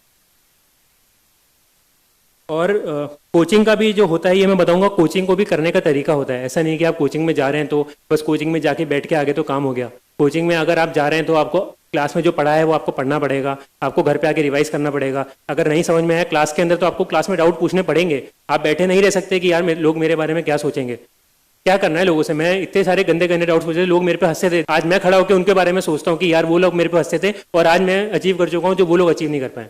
तो इसलिए कभी घबराना नहीं है उस चीज से कि मैं गंदा क्वेश्चन पूछ रहा हूँ। कोई क्वेश्चन गंदा नहीं होता है। क्वेश्चन नहीं पूछना वो गलत होता है एज कम्पेयर टू गंदा क्वेश्चन पूछना। पर पूछिए क्वेश्चन, टीचर्स आपको बताएंगे। बताया है, समझ में नहीं आया, बताया है, समझिए, नहीं उस फिर भी समझ में नहीं आया, अगले दिन मतलब घर पे जाके पढ़िए, किसी स्टैंडर्ड बुक से पढ़िए। उससे समझ में नहीं आया तो अगले दिन वापस आके टीचर से पूछिए कि सर मैं घर पे जाके पढ़ा, नहीं समझ में आया, तो फिर वो बताएंगे। पर वो मेहनत आपको करनी पड़ेगी। वो आपको सीधे नहीं बताएंगे कि ये एक लाइन पढ़ा दी, ये लाइन याद कर लेना, एग्जाम में जाके एज इट इज लिख देना। वो आपको जरूरी है वो चीज समझना, कोचिंग को भी कैसे यूटिलाइज करना है कि अब मैं यहाँ पर आया हूँ तो मैं इसको पूरा यूटिलाइज करूंगा। अगर मैंने एक्स अमाउंट पैसा डाला है तो मेरे को 2x टाइम्स उससे वैल्यू मिलनी भी चाहिए। यहाँ पे तो अमाउंट की बात भी नहीं है। यहाँ पे जितेंद्र सर बहुत इजीली बता रहे हैं, जो भी गाइडेंस प्रोवाइड करने की कोशिश कर रहे हैं। बट उस पर डिपेंड मत होइए, यही मैं बोलूंगा। जाके वो जो भी गाइडेंस मिल रही है वो सर आपको केवल एक दिशा दिखा देंगे कि ये कर लो। जो सर ने बोला वो व्हाइट बॉल की बात होती है, वो बताएंगे कि ऐसा एक्शन चेंज करोगे तो व्हाइट बॉल नहीं डलेंगी। पर वो बॉलर को खुद को आके भाग के प्रैक्टिस कर करके अपनी वो करेक्शन करना पड़ेगा, व्हाइट नहीं हो स्टंप पे बॉल जाए। वो बॉलर आप ही हैं। और एक कोचिंग वर्ड के बारे में बताऊंगा। कोचिंग वर्ड का मतलब अगर आप समझते हैं, यहाँ पे वैसे तो लोग सबको टीचर बोलते हैं, बट कोच जो वर्ड है, कोचिंग जो वर्ड है, उसका टीचिंग से बहुत बड़ा डिफरेंस होता है।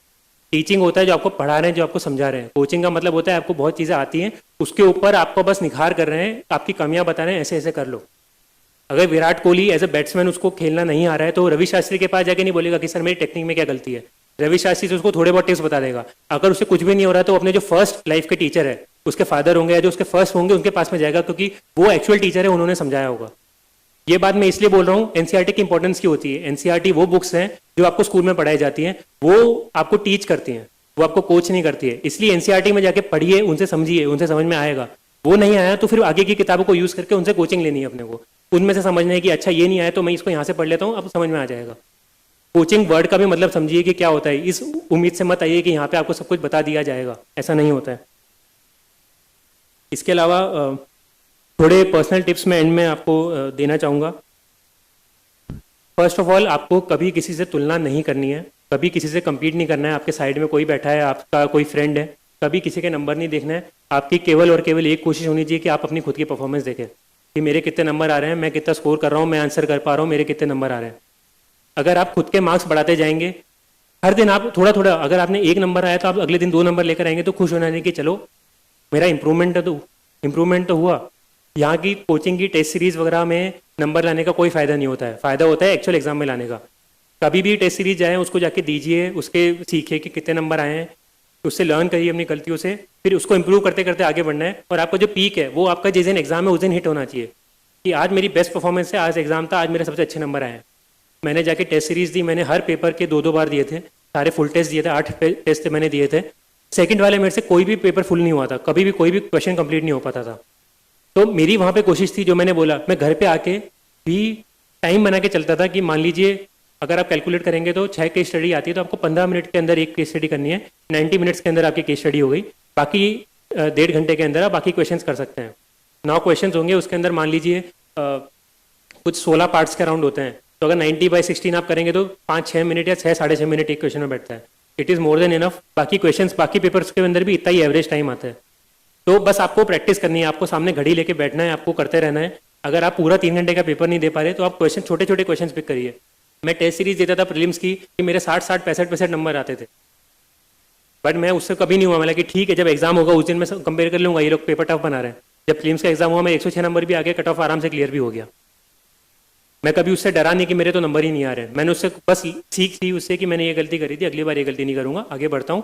जिस दिन एग्जाम होगा उस दिन जाके मैं अच्छा परफॉर्मेंस, बेस्ट परफॉर्मेंस दूंगा। और वो मेरा बेस्ट परफॉर्मेंस था, मेरा एग्जाम क्योंकि क्लियर हो गया। वही बेस्ट होता है।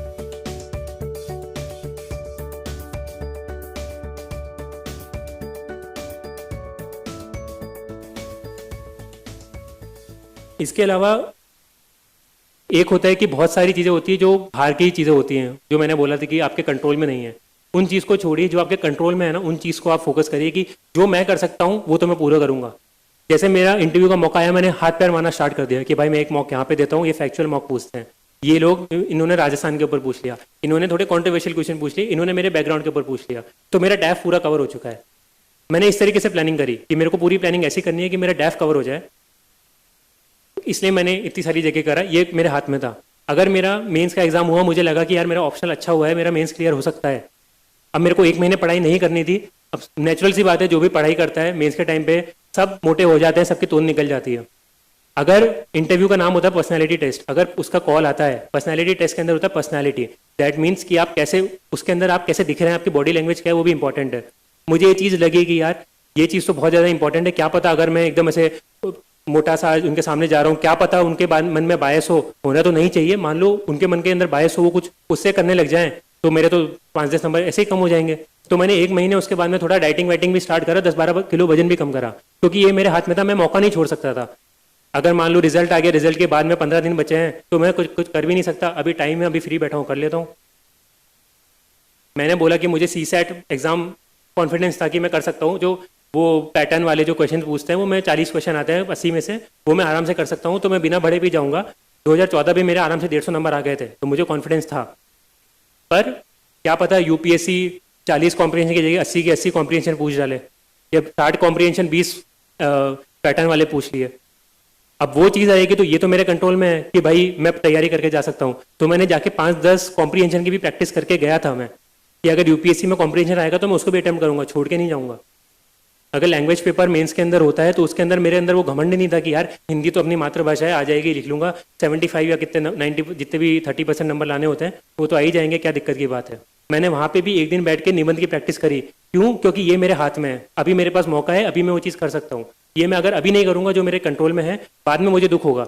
अगर मैं ये बैठता रह जाऊँगा, अगर मैं एक दिन हिंदी की जगह एक दिन में बैठ के ट्रेंड एनालिसिस करता कि देखो क्या क्वेश्चन पूछे गए हैं, तो हो सकता है उसको कुछ फायदा भी नहीं होता और हिंदी से भी मेरे को हिंदी के कारण मेरा मेंस क्लियर नहीं होता।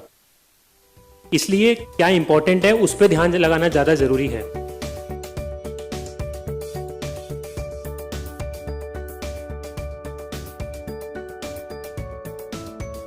एक शॉर्टकट, सबसे ज़्यादा लोग शॉर्टकट के पीछे भागते हैं कि भाई ऐसा कुछ बता दे कि सारी चीज़ें आराम से हो जाए। सक्सेस का कोई शॉर्टकट नहीं होता है, हार्डवर्क का कोई सब्स्टिट्यूट नहीं होता है, वो आपको खुद से करना है। मेरे को यहाँ पे देख के लोगों को लगता होगा कि ठीक है यहाँ पे सक्सेस है, बट सक्सेस के पीछे कितनी हार्डवर्क है वो मुझे पता है। और कोई भी टॉपर हो, भले ही मैं नहीं, कोई भी जितने भी 700 750 लोग सेलेक्ट हुए हैं, सबने उतनी ही मेहनत करी है। उसके पीछे जिनका नहीं हुआ है उन्होंने भी उतनी मेहनत करी है। मेहनत सभी करते हैं, मेहनत के बिना ये एग्जाम क्लियर नहीं हो सकता है। या कोई भी चीज़, आप कोई भी नौकरी भी अगर कर रहे हैं या यहाँ पे आपको टीचर्स पढ़ा रहे हैं तो वो भी उतनी मेहनत करते हैं जितनी आप कर रहे हैं।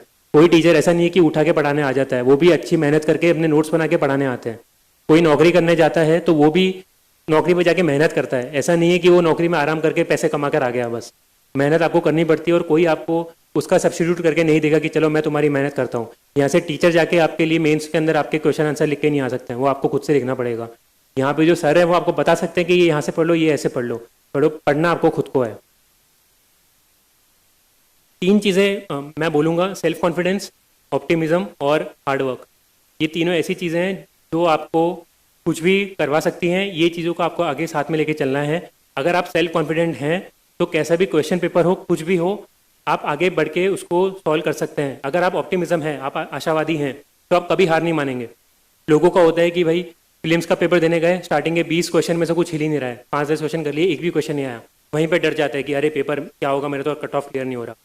मेरे साथ भी सेम हुआ, मैं फिल्म देने गया, मेरे स्टार्टिंग 20 में से केवल 2 क्वेश्चन हुए थे। मैंने पूरा पेपर कर डाला, 100 क्वेश्चन में से केवल 20 क्वेश्चन हुए थे मेरे। उस वक्त मैं चाहे तो डर भी सकता था कि यार मैं तो कट ऑफ ही क्लियर नहीं हो रहा। मैं घर पे टेस्ट सीरीज देता था, मेरे तो पहले 100 में से 40 क्वेश्चन होते थे, 40 में से मेरे 35 करेक्ट भी होते थे, मेरे 70 नंबर तो वहीं होते थे। अभी तो मेरे 20 में से अगर 18 भी करेक्ट हुए तो मेरे केवल 36 नंबर की वो बैठ रहा है। बट मैंने सोचा कि नहीं, पेपर टफ है, सबके लिए टफ होने वाला है, कट ऑफ कम होगा, मेरे को 115 नहीं तो 100 नंबर लेकर आने, उसकी प्रैक्टिस करता हूँ, उसी की कोशिश करता हूँ और उस पर फोकस लगा के मैंने आगे करना स्टार्ट करा। जो मैं बोल रहा था कि ह्यूमैनिटीज़ वाले लोगों को ये चीज़ें पता नहीं होती है, वो घबरा जाते हैं बहुत जल्दी कि यार हमको तो सब कुछ आने की आदत है, यहाँ पे कुछ आ ही नहीं रहा तो मेरा क्या होगा। अरे 10 क्वेश्चन नहीं आ रहे तो हो सकता है 11वां क्वेश्चन एकदम वो फुल टॉस आ जाए, छक्का मार सकते हो, पर वो लोग उसी डर में होते हैं कि उसको भी ब्लॉक करके डिफेंड करके आगे निकल जाते हैं, वो भी क्वेश्चन नहीं कर पाते। जो एनालिसिस करनी होती है पेपर की वो वहाँ पे इंपॉर्टेंट होती है। 4 तरह के प्रॉब्लम्स होते हैं, एक जो आपको आते हैं वो आपने सही करें, एक जो आपको आते हैं आपने सही नहीं करें, एक जो आपको नहीं आते हैं वो सही करें, और जो आपको नहीं आते हैं वो भी गलत करें आपने, और एक भी होता है जो आपको आपने छोड़ रखे हैं। आपकी कोशिश होनी चाहिए फर्स्ट जो आते हैं वो सही करें, वो तो सही होने ही चाहिए। अगर ये आपका बहुत हाई है, मतलब आपका रिवीजन लेवल बहुत अच्छा है, मतलब आपने तैयारी अच्छे से कर रखी। अगर आपको जो आते हैं वो आपने गलत करें, मतलब आपको कॉन्सेप्ट गलत पता है या आपका डाउट था, आपको कन्फ्यूजन था, आपका रिवीजन अच्छे से नहीं हो रखा है, ये आपको आप एनालिसिस करते हैं उसे सिग्नल मिलते हैं, ये आपको करना पड़ेगा कुछ। तीसरा होता है जो नहीं आता है, उनको आपने अटेम्प्ट कर दिया, तुक्के मार दिए, सही हो गए, अब आप खुश तो होंगे कि वाह यार क्या तुक्का मारा है, मेरे तो सही हो गए। उस पर आप कभी रिलाई नहीं कर सकते। आप ये नहीं सोच सकते कि हर बार तुक्का आएगा तो मैं मार के सही कर दूंगा, वो उस पर आप वो रिलायबल टेक्निक नहीं है, वो रिलायबल स्ट्रेटेजी नहीं है। इसलिए वो भी वो ठीक है, थोड़ा बहुत हो सकता है पर वो ज़्यादा नहीं होना चाहिए। जो नहीं आते हैं वो गलत करें, वो तो होना ही नहीं चाहिए। फालतू में अंधाधुंध तुक्केबाजी तो करनी ही नहीं है। अगर आपके बहुत ज़्यादा है, मतलब आप ज़रूरत से ज़्यादा अटेम्प्ट कर रहे हैं, जितना आपको नहीं आता है आपको पहले पढ़ना पड़ेगा। अगर आपको आता भी नहीं है आप गलत भी कर रहे हैं। और 5वां, अगर आप छोड़ के भी आ रहे हैं, अगर आपने बहुत सारे क्वेश्चन छोड़ दिए मतलब आपको आते ही नहीं है। तो ये जो मैंने टेक्निक बताई है, प्रीलिम्स की बहुत सिंपल सी टेक्निक बताई है, ये आपको घर पे बैठ के वो मेहनत करनी पड़ेगी। आपको बैठ के हर सब्जेक्ट वाइज करना पड़ेगा कि पॉलिटी के अंदर इतने क्वेश्चन थे, वो जो मैंने 5 कैटेगरी बताई है उसके अंदर पॉलिटी में ये हुआ, इकोनॉमिक्स में ये हुआ। तो अगर आपको खुद को समझ में नहीं आ रहा है ये सब्जेक्ट मेरा स्ट्रॉन्ग है या वीक है, ये एक्सरसाइज करके आपको पता चल जाएगा कि ये सब्जेक्ट स्ट्रॉन्ग है या वीक है। जिसके अंदर आते हुए सही कर रहे हैं वो सब्जेक्ट आपका स्ट्रॉन्ग है, जिसके अंदर आपको आपने छोड़े हुए हैं आपको नहीं आते वो सब्जेक्ट आपका वीक है। जो डेटा बोलते हैं, डेटा के अंदर सब कुछ दिखता है। मैं CS वाला बैकग्राउंड है, थोड़ा इंजीनियर माइंडसेट है, मेरे को ये चीज़ें ऑब्जर्व हो जाती है। पर आपको भी हो सकती है, इतनी कोई रॉकेट साइंस नहीं है इसके अंदर कि आप सोच रहे हैं कि मैं कितनी हवा की बातें कर रहा हूँ, कितनी ऊपर की बातें कर रहा हूँ। आप अपने खुद के नंबर देंगे, आपको पता चल जाएगा। अगर आपके 200 में से 50 नंबर आ रहे हैं, मतलब आपको नहीं आता है। इतना भी अगर आप समझ सकते हैं, तो अगर आपने ये एक्सरसाइज कर ली कि ऐसी कैटेगरी बना बना के खुद का सेल्फ एनालिसिस कर लिया, तो आपको खुद का और अच्छे से पता चल जाएगा। कोशिश कीजिए। एक बहुत ज़्यादा ज़रूरी चीज़ है कि पता होना चाहिए कि कब रुकना है और कब चेंज करना है। कई लोग होते हैं वो पोलू के बैल की तरह बस घूम रहे हैं, मेहनत कर रहे हैं कि सर मैं तो 3 साल से कर रहा हूँ, मेरा तो क्लियर ही नहीं हो रहा, प्री क्लियर नहीं हो रहा। अब आप मेहनत गलत कर रहे हो। मैं एक एग्जांपल लेता हूँ। वरुण रेड्डी हैं, इस बार 7th रैंक आई है उनकी। उनका 5th अटैम्प्ट था। फर्स्ट अटैम्प्ट में उनका ज्योग्राफी ऑप्शनल था, 2014 में पैटर्न चेंज हुआ था, तब उन्होंने लिया, उनका क्लियर नहीं हुआ। Second attempt geography optional, clear नहीं हुआ। उन्होंने सोचा कि भाई कुछ तो गड़बड़ कर रहा हूँ, क्या पता है मेरा स्ट्रॉन्ग नहीं है, इसमें नंबर नहीं आ रहे, तो वो मैथ्स के अंदर चले गए। मैथ्स में आए, थर्ड अटैम्प्ट, मैथ्स का पहला अटैम्प्ट 166 रैंक IRS। उसका अगला अटैम्प्ट दिया 220 समथिंग रैंक IRS। इस बार फिर से अटैम्प्ट दिया मैथ्स से, उनका 7th रैंक IAS। उनको IAS में आना था। 5th अटैम्प्ट में वो मैथ्स के साथ आगे चले गए, पर उनको पता था कि जो उन्होंने वो डिसीजन लिया ज्योग्राफी लेने का वो गलत था। उनको अपने बारे में पता था कि ये मैंने गलती करी है। सेम चीज़ मैं आप लोगों के साथ बोलना चाहूँगा कि आप भी ऐसा नहीं कि बस लगे पड़े हैं, किसी की बात सुन नहीं रहे हैं। थोड़ा रुकिए, आराम से सांस लीजिए, समझिए कि मैंने क्या गलती कर रहा हूँ, कहाँ गलती कर रहा हूँ और उसको कैसे सही कर सकता हूँ। और जितनी जल्दी सही कर सकते हैं उतना आपके लिए अच्छा होने वाला है। एट द सेम टाइम कई लोगों का होता है कि उनके लिए एग्जाम बना हुआ ही नहीं होता है। मैं भी एग्जाम में गया था, मैं 2 अटैम्प्ट सोच के आया था कि 2 अटैम्प्ट दूंगा, 2 में नहीं हुआ तो मेरे को समझ में आ जाएगा कि ये एग्जाम ही मेरे लायक नहीं है, मैं नहीं कर सकता इस एग्जाम को। वो भी समझिए। कई लोग होते हैं, इसमें कोई शर्माने की बात नहीं है कि यार ऐसा कैसे मेरे से एग्जाम क्लियर नहीं हो रहा। कई लोग ईगो पे ले लेते हैं कि 2 बार नहीं हुआ तो तीसरी बार भी लगे पड़े कि ऐसे कैसे नहीं हुआ, मेरा मेन सही नंबर से छोड़ा, अगली बार करके रहूंगा। वो अगर आपने ये थोड़ा जो ये ईगो वाली बात है, कुछ ज़्यादा आत्मविश्वास से घमंड की तरफ अगर आप आ गए, तो वो लोग फिर वो 3 के 4 के 5 अटैम्प्ट भी लेके पूरा अपने ज़िंदगी के 5-6 साल डाल देते। पता होना चाहिए कि कब रुकना ज़रूरी है। ये मैं आपको डिमोटिवेट नहीं कर रहा हूँ कि एग्जाम आपके लायक नहीं है, मैं आपको सच्चाई बता रहा हूँ। ये सबके साथ सच्चाई होती है। हर कोई उतना इजीली समझ नहीं पाता है। किसी का साइंस एप्टीट्यूड ज़्यादा होता है, किसी का ह्यूमैनिटीज ज़्यादा होता है। हो सकता है कि आपको कुछ और अच्छा करना अच्छा लगता होगा, तो वो समझिए, वो कोशिश कीजिए। एग्जाम आपके लायक नहीं है तो छोड़ दीजिए, अपनी लाइफ इसके अंदर नहीं लगाइए। ये मत सोचिए कि यूपीएससी जिंदगी के अंदर सब कुछ है। यूपीएससी नहीं है। मेरा एक बार में हो गया वो बात अलग है, बट मैं भी 2 अटैम्प्ट के बाद में छोड़ के जाने वाला था। मुझे पता था कि मैं 2 में नहीं कर सकता तो मैं नहीं कर सकता हूँ। जिस वक्त आपको ये समझ में आ जाएगा कि यूपीएससी ही सब कुछ नहीं है, उस वक्त आपके जो आधा परफॉर्मेंस का प्रेशर है, ये एग्जाम करके ही रहना है, आईएएस बन के ही रहना है, ये सर्विस आनी लेकर ही आनी है, जिस वक्त आप ये सोचने लगते हैं आपका एफिशिएंसी कम हो जाती है। आप उस इतने प्रेशर में आ जाते हैं कि आपको डर लगता है। अभी वर्ल्ड कप चल रहा था, वर्ल्ड कप के पहले इंग्लैंड की टीम 400 मारती थी, 400 चेज करती थी। जब वर्ल्ड कप का प्रेशर आया कि भाई घर पे वर्ल्ड कप है, हमको वर्ल्ड कप जीतना है, उनसे 250 रन बनने मुश्किल हो जाते थे। क्या है ये? परफॉर्मेंस प्रेशर है। जब उनको पता है कि जब परफॉर्म करना है वो प्रेशर आ रहा है, कई लोग उस चक्कर में फंस जाते हैं। इसलिए इस एग्जाम में आपको क्लियर माइंड सेट रखना है कि आप एग्जाम क्यों देने वाले हैं। ये एग्जाम सब कुछ नहीं है। नहीं हुआ तो एक बार फिर से कोशिश करता हूँ, 2 बार करता हूँ, नहीं हुआ तो ठीक है, कुछ और करूंगा। जब आपने इस एग्जाम को जिंदगी मान लिया, उस वक्त ही आप काफी पीछे हो चुके हैं, आपको एक्स्ट्रा मेहनत करनी पड़ेगी। और थोड़ा मैं बहुत ही जो क्लीशेड जो चीज़ें होती है, जो सबको ही बोलता है, वो मैं फिर से बोलता हूँ। इसको मैं स्पोर्ट्स से लिंक करना चाहूँगा। मैं ऑब्जर्व जनरली करता रहता हूँ, तो सब बोलते हैं प्रैक्टिस करनी ज़रूरी है, प्रैक्टिस करिए, रिवाइज करिए, बहुत ज़रूरी है। अब क्यों बोलते हैं? अब मैं आपको एग्जांपल लेता हूँ।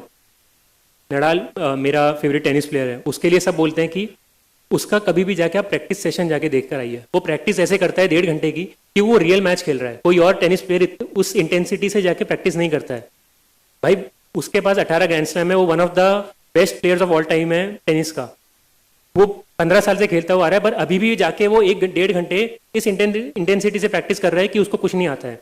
जब इतने बड़े आदमियों को पता है उसकी कमियां, उसको प्रैक्टिस करनी पड़ती है, तो अपन तो किस खेत की मूली है? अपने को भी वो करनी पड़ेगी। ये मत सोचिए कि अपन ने एक बार पढ़ लिया तो मुझे सब कुछ आ गया। इसलिए रिवीजन करना जरूरी होता है।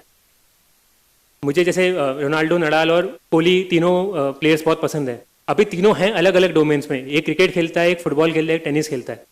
बट आप तीनों को देखेंगे तो तीनों में मैंने एक चीज़ बहुत कॉमन पाई है कि तीनों बहुत ज़्यादा हार्ड वर्किंग है। तीनों ने ट्रेनिंग को इतना ज़्यादा वो कर दिया है कि मैं ट्रेन करूंगा, मैं एक प्रोसेस फॉलो करूंगा, उसके बाद में मैं अपने फील्ड में बेस्ट होकर दिखाऊंगा।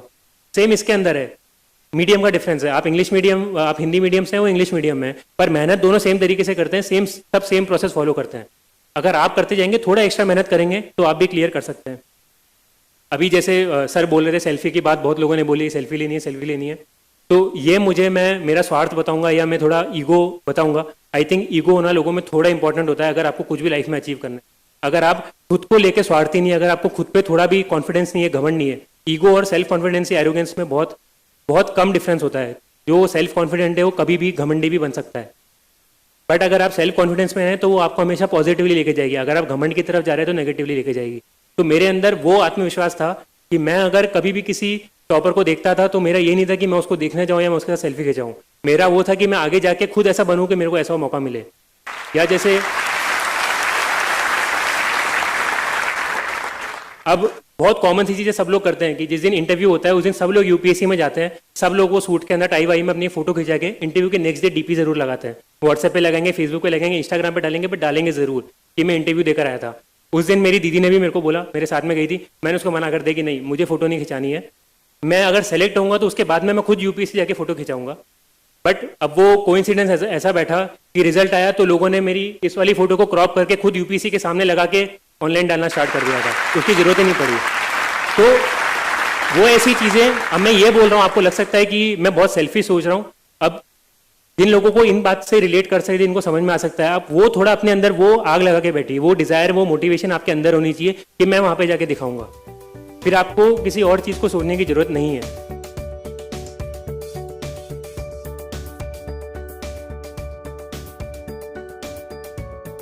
बाकी मोर और लेस आई थिंक मैंने काफ़ी सारी चीज़ें कवर कर दी है। मैं एक लास्ट में एक सिमुलेशन की चीज़ बोल देता हूँ। सिमुलेशन होता है कि जो भी अपन घर में कभी भी तैयारी कर रहे हैं, प्रैक्टिस कर रहे हैं, अपन इस तरीके से करें कि अपन एग्जाम का एनवायरनमेंट है, घर पे रिलैक्स करके नहीं करना है। सिमुलेशन हर स्टेज पे इंपॉर्टेंट होता है, प्रीलिम्स, मॉक्स, इसमें प्रीलिम्स, मेंस और इंटरव्यू के अंदर। इंटरव्यू में सिमुलेशन क्या होता है, जो भी आप मॉक इंटरव्यू देने जाते हैं वो क्या होता है कि आप जो एक्चुअल इंटरव्यू है उसकी पहले जगह प्रैक्टिस करके आ रहे हैं, कैसे कि आप एक रियल इंटरव्यू दे रहे हैं। सिमिलरली आप कभी भी कोई भी टेस्ट सीरीज दें, उसको इस तरीके से ट्रीट करना है, भाई भले ही वो प्रीलिम्स की हो या मेंस की हो, कि मैं एक्चुअल एग्जाम देके लिखने जा रहा हूँ। आप अगर घर पे कोई टेस्ट पेपर सॉल्व कर रहे हैं तो एक ओएमआर शीट लेके आइए, बबल्स भरिए कि ABCD ये सब हुआ है, पूरा सारे कर दिए, उसके अंदर टाइम चलेगा, उसके बाद में चेक कर रहे हैं। कई बार जो गलती करते हैं कि लोग A टिक करके B बबल भर दिया, उनका नेगेटिव मार्किंग हो गया। ये जब तक आप घर पे सिमुलेशन नहीं करेंगे आपको पता नहीं चलेगा कि आप ये गलती कर सकते हैं। या मान लीजिए कि 2 घंटे में से 10 घंटे तो बबल भरने में चले जाते हैं। अब आप घर पे कभी भी पेपर लेके बैठते हैं, 2 घंटे के अंदर आप केवल टिक कर रहे हैं, आपने एग्जैक्ट 2 घंटे में करा है। अब आपके पास वो 10 मिनट जो आपने बबल भरने के लिए होने चाहिए थे वो आपने कभी काउंट करे ही नहीं कि ये रियल एग्जाम में जरूरत पड़ेगी। एक और चीज़ बताऊं कि जैसे एग्ज़ाम होता है मई जून के महीने में होता है, बहुत तेज़ गर्मी पड़ती है, खासकर अपने नॉर्थ बेल्ट में जयपुर राजस्थान साइड तो बहुत ज़्यादा तेज़ पड़ती है, 45 के अराउंड टेम्परेचर होता है। अब जब मैं घर पे गया, पापा ने बोला कि तेरे को मैं एसी लगा देता हूँ। मैंने मना कर दिया कि नहीं, मेरे को एसी नहीं चाहिए, मैं एसी में पढ़ लूँगा। मुझे ये नहीं पता कि बाद में मैं एग्ज़ाम देने जा रहा हूँ तो मेरे को क्या सिचुएशन मिलेगी।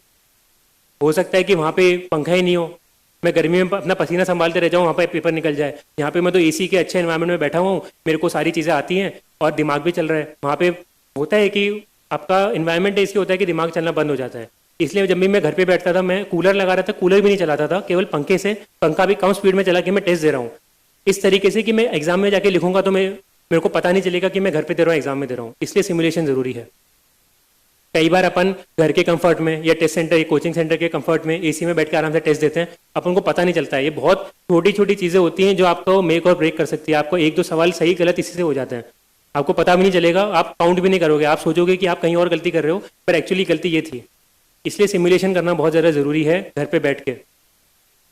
मेंस में भी अगर आप टेस्ट सीरीज कहीं भी लिखने जा रहे हैं तो आपको 3 घंटे बैठ के पूरा पेपर करना है और एग्जैक्ट 3 घंटे में ही करना है। 3 घंटे से 10 सेकंड भी ऊपर नहीं होने चाहिए, क्योंकि यूपीएससी में आपको एक्स्ट्रा टाइम नहीं मिलता है। अगर आप किसी टेस्ट सेंटर में जाके पेपर लिख रहे हैं, वहाँ पे आपको लगा कि टाइम पूरा हो गया है, वहाँ पे इन्विजिलेटर तो होते नहीं है, बच्चों को जनरली बोलते हैं कि 3 घंटे होते हैं, आप खुद दे के चले जाना। बच्चों के ऊपर ही होता है कि आपकी अंडरस्टैंडिंग है, तो वो 5 मिनट एक्स्ट्रा लेते हैं कि यार ये क्वेश्चन लिख रहा हूँ, आधा लिखा है, इसको खत्म करके देकर आ जाता हूँ, इसके अंदर नंबर तो आने ही चाहिए। अब आप 10 नंबर वो टेस्ट सीरीज के अंदर 10 मिनट एक्स्ट्रा लेके कर सकते हैं, पर वो 10 नंबर आपके मेंस के अंदर कम होने वाले हैं एक्चुअली, क्योंकि आपको 10 मिनट नहीं मिलेगा। इसलिए आप टेस्ट भी देने जा रहे हैं तो 3 घंटे में आपने लिखा, 3 घंटे 1 सेकंड होते ही आपका पेन साइड में हो जाना चाहिए, फिर आप जाके फिर इवेलुएट करवाने को दे रहे हैं, या अगर आप घर पे कर रहे हैं तो खुद से कर रहे हैं। इसलिए सब जरूरी है। गलतियां होती हैं, गलतियों से कभी डरना नहीं है। जो मैंने बोला कि अगर 10 सवाल नहीं आते तो 11वां सवाल को ये सोच के नहीं करना है कि मेरे को 10 सवाल नहीं आते तो 11वां सवाल भी नहीं आता है। हर सवाल इंडिविजुअल सवाल होता है। हर बॉल जो विराट कोहली खेलता है उसको एक बॉल की तरह खेलता है। पिछले बॉल पे अगर उसका कैच छूटा तो वो डर के नहीं खेलता है कि मेरा कैच हो जाएगा। सिमिलरली हर सवाल एक अपने आप में सवाल है। अगर आपके 10 सवाल हो चुके हैं, सारे आते भी हैं, तो एक्साइट भी नहीं होना है कि अरे वाह मेरे को तो सब आता है, 11वां सवाल आप जल्दी जल्दी में गलत करके आ जाएंगे, आपको पता भी नहीं चलेगा। इसलिए कामली हर सवाल को एज इट इज़ देखना है, उस सवाल को सॉल्व करना है, अगले सवाल पे मूव करना है। अगर नहीं आते हैं पिछले के सवाल तो आगे के सवाल ईजी होंगे। बहुत सारे सवाल नहीं आते मतलब पेपर टफ है, पेपर सबके लिए टफ है। इस ऑप्टिमिस्ट अप्रोच से आपको इसको करना है। और जब भी घर पे आप कभी भी गलतियां करते हैं तो उससे घबराइए नहीं कि मैं गलती कर रहा हूँ, मेरे से होगा नहीं होगा। हर गलती आपको सीखने का मौका देती है। उस गलती को अगर आप समझ पाएंगे, सीख पाएंगे, उसको इंक्लूड कर सकते हैं आगे के उसके अंदर। अगर आपने गलत बबल भर दिया, ए का बी भर दिया, अगर आपको पता चलेगा कि ये गलती करी है तो अगली बार आप जाके एक्स्ट्रा कोशिश करेंगे कि मैं गलती नहीं करूं। इसलिए कभी भी गलती करें, कोशिश करिए कि उससे सीखें, उससे आगे बढ़ें और हर दिन डेली इंप्रूव करना है, किसी से तुलना करनी नहीं है। और सेल्फ कॉन्फिडेंट होके आत्मविश्वास के साथ आपको पूरी अपनी मेहनत करनी है, लगन करनी है, उससे आपको पक्का रिजल्ट मिल जाएगा। रिजल्ट सबका सब लकी भी नहीं होता, लक का फैक्टर भी होता है। किसी को जल्दी मिलता है, किसी को देर से मिलता है, पर जो जो कड़ी मेहनत होती है, जो रियल की मेहनत होती है, सच्चे मन की मेहनत होती है, वो कभी वेस्ट नहीं जाती। अगर कोई बोल रहा है कि उसके 5 अटेम्प्ट हो गए, उसका तो हो ही नहीं रहा है, तो कहीं ना कहीं उसका मन में वो मोटिवेशन नहीं होगा या उसने कुछ गलती करी होगी जो उसको पता भी नहीं होगी। इसलिए कोशिश करिए और जितना हो सके भटके नहीं। एग्जाम को डायनेमिक तरीके से करना है। जहाँ से जो ज्ञान मिल रहा है वहाँ से वो ज्ञान लेके आगे बढ़ के निकल लिए, खुद के नोट्स बना के कर लिए। ऐसा नहीं है कि स्पेक्ट्रम भी अगर मैंने पढ़ी थी तो स्पेक्ट्रम के आखिरी के 4 पन्ने पढ़े थे, पूरी बुक नहीं पढ़ी थी क्योंकि वो एनसीईआरटी की जैसी थी। सेम पता होना चाहिए कहाँ से करना है, कैसे पढ़ना है, वो सर लोग आपको बता भी देंगे। नहीं हुआ तो आप ऑनलाइन भी देख सकते हैं। आप सब ग्रेजुएट हो चुके हैं, जो एग्जाम देने वाले हैं वो ऐसा नहीं है कि 9th 10th 11th क्लास के बच्चे हैं। आप सभी 21 प्लस है, सबके अंदर इतनी अंडरस्टैंडिंग होती है, इतनी समझ होती है कि आप खुद से समझ सकते हैं। बस वो सबके डर होता है, सबके मन में वो इच्छा होती है कि कोई शॉर्टकट मिल जाए, कोई आके मेरा हाथ पकड़ के बता दे कि ये कर लो, ये किताब कर लो, एग्जाम आसानी से निकल जाएगा। कुछ आसानी से नहीं होता है, वो आपको मेहनत करनी पड़ेगी। उसके अलावा रिलैक्सेशन के ऊपर लोगों को बहुत रहता है, सब कुछ मस्ती वगैरह छोड़ देते हैं। मस्ती नहीं छोड़नी है अपने को। जो चीज़ जिसको करने से अच्छा लगता है, थोड़ा माइंड को फ्रेश होता है, वो चीज़ करिए। मैंने भी पूरे मैच वगैरह देखे हैं, फुटबॉल, क्रिकेट, टेनिस, सारे मैच मैंने देखे थे। बट वो पढ़ाई के बदले नहीं होना चाहिए।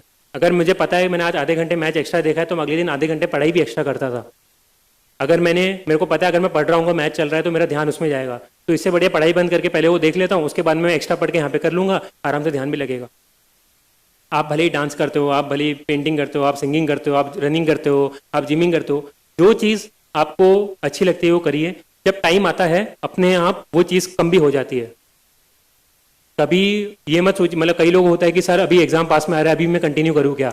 अरे कोई भी सीरियस एस्पिरेंट होगा, जब एग्जाम पास में आएगा उसको खुद को समझ में आ जाएगा कि अब मैं ये चीज़ नहीं कर सकता, अब मेरे पास मौका है। मैं पहले 8-10 घंटे पढ़ता था, आराम से टाइम पास करता था। जब मेंस के 2 महीने बचे थे तब मुझे समझ में आ गया कि अब मैंने अगर 15-16 घंटे पढ़ना स्टार्ट नहीं करा तो मेरा एग्जाम क्लियर नहीं होगा, बाद में मुझे दुख होगा। तो मैंने अपने आप वो सारी चीज़ें बंद कर दी। मैं अपने आप रात को 11 बजे सो रहा हूँ, मेरी 5-6 बजे नींद बिना अलार्म के खुल रही है। मैं उठते सबसे पहले दिमाग में ये ख्याल आया कि मेरे को अब ये पढ़ना है। ख्याल ही नहीं आता है। जो सीरियस एक्सपीरियंट होता है उसके सामने जो अर्जुन को केवल चिड़िया की आंख दिखाई देती थी, उसकी तरह आप जो सीरियस एक्सपीरियंट होता है उसको केवल वो टारगेट दिखाई देता है, वो बाकी चीज़ें इन्फ्लुएंस नहीं होता है। आपके 8-10 महीने पहले तो फिर भी ठीक है, आप थोड़ा उतना मोटिवेशन कंटिन्यू नहीं कर सकते हैं, पर जब टाइम पास में आता है अपने आप, जब क्राइसिस की सिचुएशन आती है, जब पता है करो और मरो की बारी है, उस वक्त आपको भी नहीं पता आप कितना पढ़ाई कर सकते हैं। मेरे को भी लगता था मैं 10-12 घंटे से ऊपर नहीं पढ़ सकता, मैंने 15-15 घंटे भी 2 महीने लगातार पढ़ा है। मैं आज भी कोई मेरे को बोलेगा, मैं खुद सोच के बिलीव नहीं कर सकती कि मैंने वो चीज़ भी करी है। बट जब जरूरत पड़ी, जब मौका आया, जब पता था कि अब अगर नहीं करूंगा तो कभी मौका क्या पता मिले ना मिले, उस वक्त मैंने वो चीज़ करी। मोर और लेस आई थिंक मैंने बहुत सारे पॉइंट्स कवर कर दिए हैं। बहुत सारे लोगों को बहुत सारे डाउट्स होंगे, बहुत सारे टिप्स भी शेयर कर दिए हैं। हो सके तो प्लीज़ सारे नहीं तो उनको कुछ पॉइंट्स जो आपको इंपॉर्टेंट लगे याद रखिए, बार बार उनको देखते रहिए, भूलिए मत। कहीं भी कोई भी टिप, मेरे को भी काफ़ी लोगों ने चीज़ें बताई थी, वो आज मेरे को पता चलती है कि उन्होंने जो बोली थी वो मेरे लिए कितनी इंपॉर्टेंट थी। सेम अगर मेरा देखना है, आप यूट्यूब पे कोई और वीडियो देख रहे हैं, कोई और ब्लॉग पढ़ रहे हैं, प्लीज़ उसका अपने अंडरस्टैंडिंग के हिसाब से इंटरप्रिटेशन लीजिए, जो आपको लग रहा है सही है उसको अपनी प्रिपरेशन के अंदर इंक्लूड करिए और मेहनत करिए, रिजल्ट के बारे में मत सोचिए। I think it should be enough. काफ़ी सब मैंने कवर कर दिया है, काफ़ी टाइम हो गया है एंड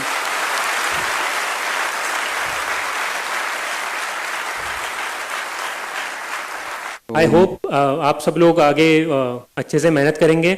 और जो हिंदी, मैं खुद भी चाहूँगा कि अगर मेरा ये स्पीच सुन के या इससे कुछ भी इंस्पिरेशन लेके अगर 1, 2, 5 बच्चे भी सेलेक्ट हो जाएंगे तो मुझे बहुत खुशी होगी कि इलाहाबाद से या फिर हिंदी मीडियम के कुछ बच्चों का मैं सेलेक्ट करा पाया। प्लीज़ मेहनत करते रहिए और आपको पक्का रिजल्ट मिलेगा। बेस्ट ऑफ लक बोलूँगा एंड या thank you, thanks a lot for calling me and इतना सम्मान देने के लिए धन्यवाद।